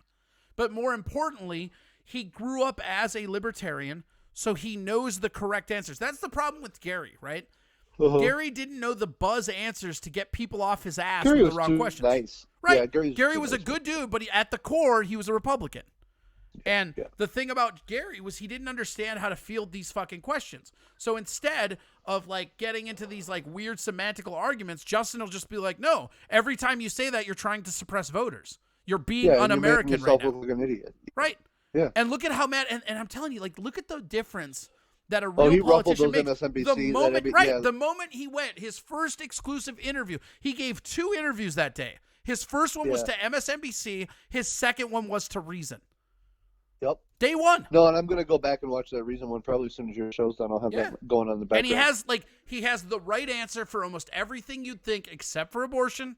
I do not agree with him on abortion, but whatever. If that's so is that just no. Let me ask this: Is it is his stance on abortion? He just doesn't approve of government funded abortion. Yes. He is anti-abortion because he doesn't approve of the funding cycle that's in there. Okay, so it's not that he disapproves by it on principle. It's correct that he doesn't think. Which, you know what? Whatever. I mean, you could probably make an argument that the private sector probably could do abortions better. Well, the main thing is when you look at your places like Planned Parenthood and stuff, they're siphoning a lot of their grant money into procedures they're not supposed to be doing. Oh, for and, sure. And that's something that people don't really like to talk about because, I mean, I like abortions. The less people, the better. Can we get it extended to 9 years? Let's do it. And for me, I consider it kind of a catch-22 because, poor people be fucking. So you either need to have some form of contraception or abortion, state funded. You need to have some way of controlling the population through the state. I absolutely agree that's the thing because I'm team no breed. I'm the same as you. I didn't have kids. I'm sorry. I'll go to your funeral and cry with you. But life ultimately has to end on this planet. That's what we're all here for. Yeah. So I'm not. At the end of the day, I can't be that sad when one person dies. I mean, he also I mean, the thing is that at every fucking turn, this dude is in the middle. No, fuck both of you guys. That's the he brought articles of impeachment up against Trump as a Republican. And then he voted to have him impeached as a Republican. And then when they told him he had to stand in line and get in line and play ball, he told Rand Paul that he wasn't his dad and left. Yeah. And it's you research this guy, and that's for me, it was one of those things where I knew about him as a Liberty Party member in the Republicans, because the Republicans have a Liberty Party that Rand Paul's the head of, and it's a bunch of neocons that fancies themselves libertarians, but they're not. And Justin got in there, and then immediately started butting heads with all of them. Stand them. I know. I butt heads with those people in the party too. I can barely stand them. I really can't. Yeah, I mean it's an interesting time, but it's amazing because it boosts the party, but it gets him across, and you're gonna see he will absolutely get on Joe Rogan. He will be on NPR. He will be on. I was gonna bring that up, dude. I can't wait for him to be on Rogan. Oh, dude, he is gonna fucking launch this shit. And this is the thing: we're in an era now where people 45 and under, they can hear the message of look, I get it, man. You might not agree everything, but we're done with this unreasonable bullshit. And the quote that I quoted it on Facebook: the two-party system has become imminent. I can't talk. Imminent and non-productive for the American people, and that's accurate. They're not helping. They're not representing anybody. And anybody asking or telling you that the way you're wasting your party with a third-party vote is ultimately asking you to sympathize with their rapist. That's it. Wait, what? Anybody telling you that your third-party vote is a waste is basically telling you that you need to sympathize with their rapist. Yeah. I mean, You know? It's interesting, though. I mean, and that's the thing. Also, Matt Doima says more abortion equal less need of a safety net. Yeah, you're not wrong. That's the one thing I always thought was funny with abortion is if you abort kids, right? You just, let's kill babies. Let's fucking kill them. I don't care if you feel like it's murdering babies. Let's fucking kill them. Right? Yeah. You kill those babies. And again, because poor people be fucking, how many adults aren't on the planet growing up poor and contributing to poverty stats? Right. Well, and just and using that in conjunction with education. If you actually educated poor people, poor young people, and the benefits of waiting until you're 30 years old to procreate, and gave them valid contraception methods, condoms were banned in our high school. You literally. They started a campaign to put free condoms in the counselor's office. But never mind that. Look at even when my mom had me, if you were having children out of wedlock in the early 80s, you were shamed. Oh, for sure. And I mean, now it's almost like a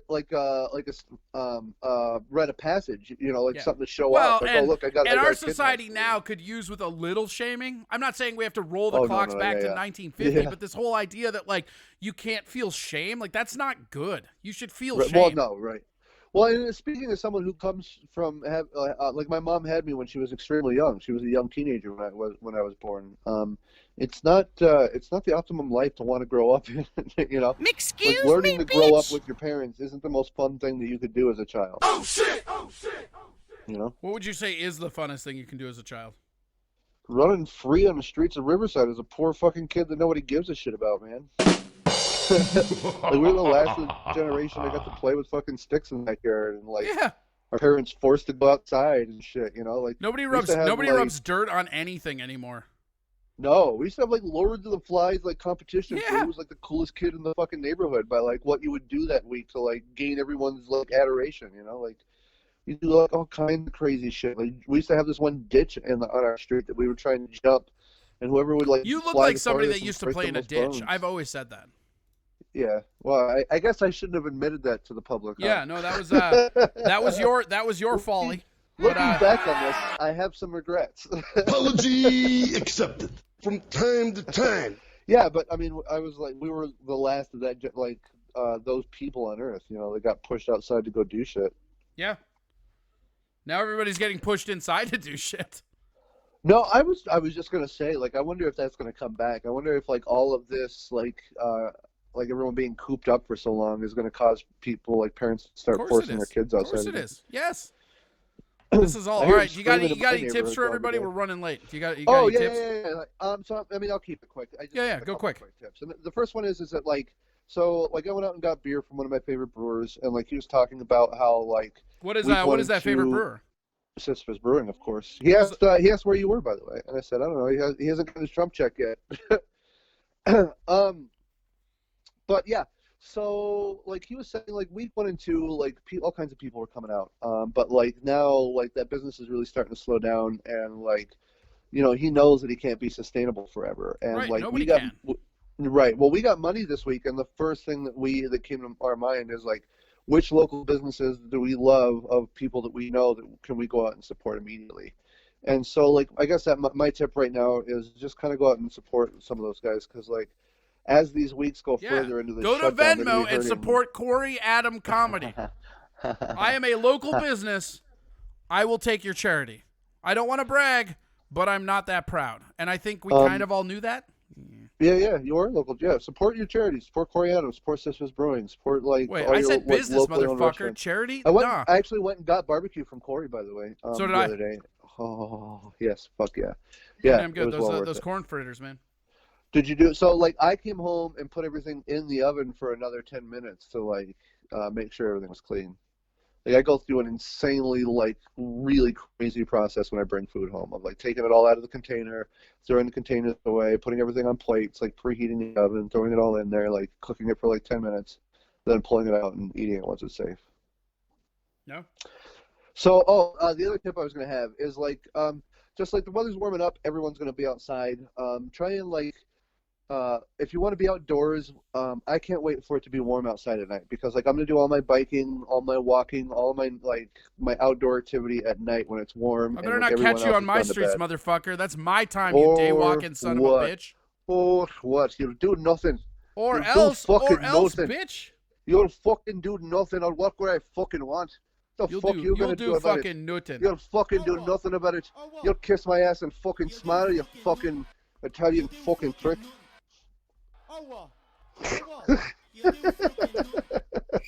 Or not, I don't know. I was playing those sound effects over you saying it. Oh, of course you were. Yeah, that's good. But they were the or what's. I got to figure out this fucking volume. Some of my sound drops are rad and the other ones are not, and I have to figure out why that is. Always tweaking. Yeah, you have to. What do you like? You see my background, baby? Do you think you get fucking purple rain and lightning backgrounds by being stagnant, motherfucker? Dude, that thing you had about getting that Pizza Luce slice and just hanging out at the bar there? Oh, I know, right? I was just talking about this the other day, too. Like, I don't even like Pizza Luce and I miss it. Yeah, just going there. We were there like once a week having a beer, just like hanging out. Why not? You know, saying hi to Megan or something. Yeah, for sure. All Yeah, right, tell people fucking where to stuff. get a hold of you. Tell them about your shows. So this next Wednesday, I'm actually really proud to announce I'm doing a show with my long-lost cousin from California, the Tovar side of my family that I haven't spoken to since I was 9 years old. Whoa, and We're you're gonna doing that catch as up. a show? Yeah, we're gonna catch up That's live on air. awesome. So, yeah. So like I'm gonna actually be promoting the fuck out of this one because like this one's gonna be kind of important to me. Margaret Blaylock 'Cause, says, yeah, hi, Tovar, I miss you. Hi, Margaret, I miss you. Yeah. So like seriously, like it's going to be huge. Like, I'm really looking forward to this conversation. These people have, like, purposely come looking for me, I guess. So, like, we're not talking about, like, my dad or anything, but I'm going to be talking a lot about, like, what they did to find me and, like, stories about that side of the family. That's pretty rad. Yeah, man. So, yeah, that's at Steven Tovar 79 on Instagram this Wednesday. Friday What with are you friends. doing? Are you doing something on Monday, or is that still in the air? Yeah, right yeah. now? So, like, I'm actually going to sit down. Like, I think the advice you gave me about hanging out with Taxation and Steph Brady and making him like a regular. Like, I think I'm going to do something and use him as a moderator with my show and like just have a guest on. Yeah, and I might. We'll see with the Friday and Friends. Like, I gotta learn how to promote that show better. I just get so like wrapped up and I'm not doing shit during during the week. I got to put more effort into it. But yeah, it's always growing. It's it's me. So. Come check me out this Wednesday, and as always, Friday with Friends on Facebook, and I'll be here on Twitch, hopefully this Monday with a new debate program of some sort. All right, awesome. Well, thank you so much. I'm sure we'll talk to you tomorrow as well. Thanks for calling in, man. Yep, thank you. Peace out. Goodbye. Well, that was Steven Tovar. Yeah, that's our show today, I guess. Or should we sneak in a little clip? I think we should end. You know what? I can do it tomorrow. Let me see what we didn't get to. Let me look. I'll do. You know what? We'll do a quick run by of some news stuff that I don't really want to go over that much. But there was a thing. When was this? All right, there we go. Boop, boop, boop. April 21st.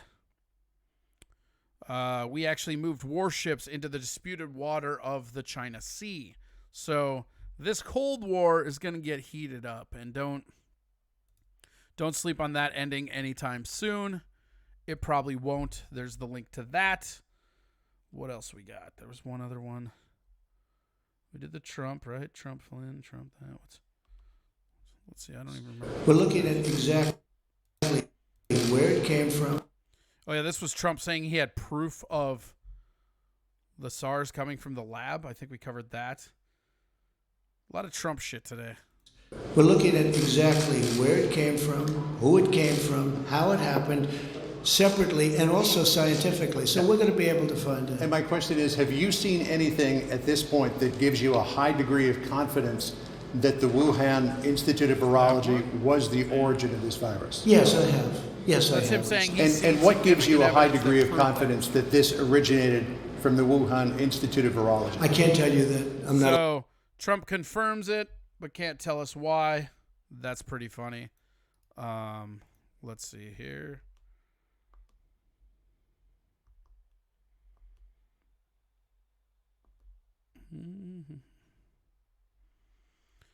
This one is going to be about Trump talking about Flynn, which I can't remember. We played one of them earlier. I forget. They all these fucking things blend together. What do you fucking want from me, man? This is still just an ad. Ugh, get these ads. Take for fucking ever. Whatever. You can browse through that yourself. I don't give a shit. All right, there's that. Yup. Okay. Yeah, I mean, I think that does it actually. I have some other stuff that I was going to share with you, but I mean, we got to most of it. UFO stuff, the UFOs, Pentagon, all that shit. Try and save that for maybe a different one. Who knows? All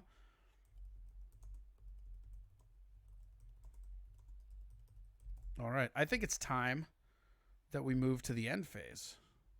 You ready? Here we fucking go. We're going to the end phase, people. All All right, here we are, end of the show. Thank you so much for everybody that watched. Thanks to everybody that gave bits, followed, and hosted. You guys are awesome. Don't forget, you can go to Venmo or PayPal and send me money directly at Corey Adam Comedy. Every bit helps. Still trying to pay my bills. Trying to give you guys good content. If there's something you want covered, if there's something you think that I should be doing differently, my mailbox is always open. You can get me at Facebook or Twitter. Just DM me at Corey Adam Comedy. Thank you so much. I really enjoy that. Magic. Yeah, I love it too. Sandy. Yep. Thank you. Yeah, we had a good one. We laughed, we cried, we shit ourselves, and then we laughed at that, which I feel like, that's just kind of how it goes. Yeah. To find out more, like Google Justin Amash more. Because he's fucking rad, I guess. I mean, I don't know. Like, it's really cool, man. You guys are going to really enjoy it. And that's huge. But yeah, don't forget to come back tomorrow. We do this every day, Friday through Tuesday. So today is our Monday. I will see each and every one of you tomorrow, hopefully. Otherwise, you guys have been awesome, and have a great night.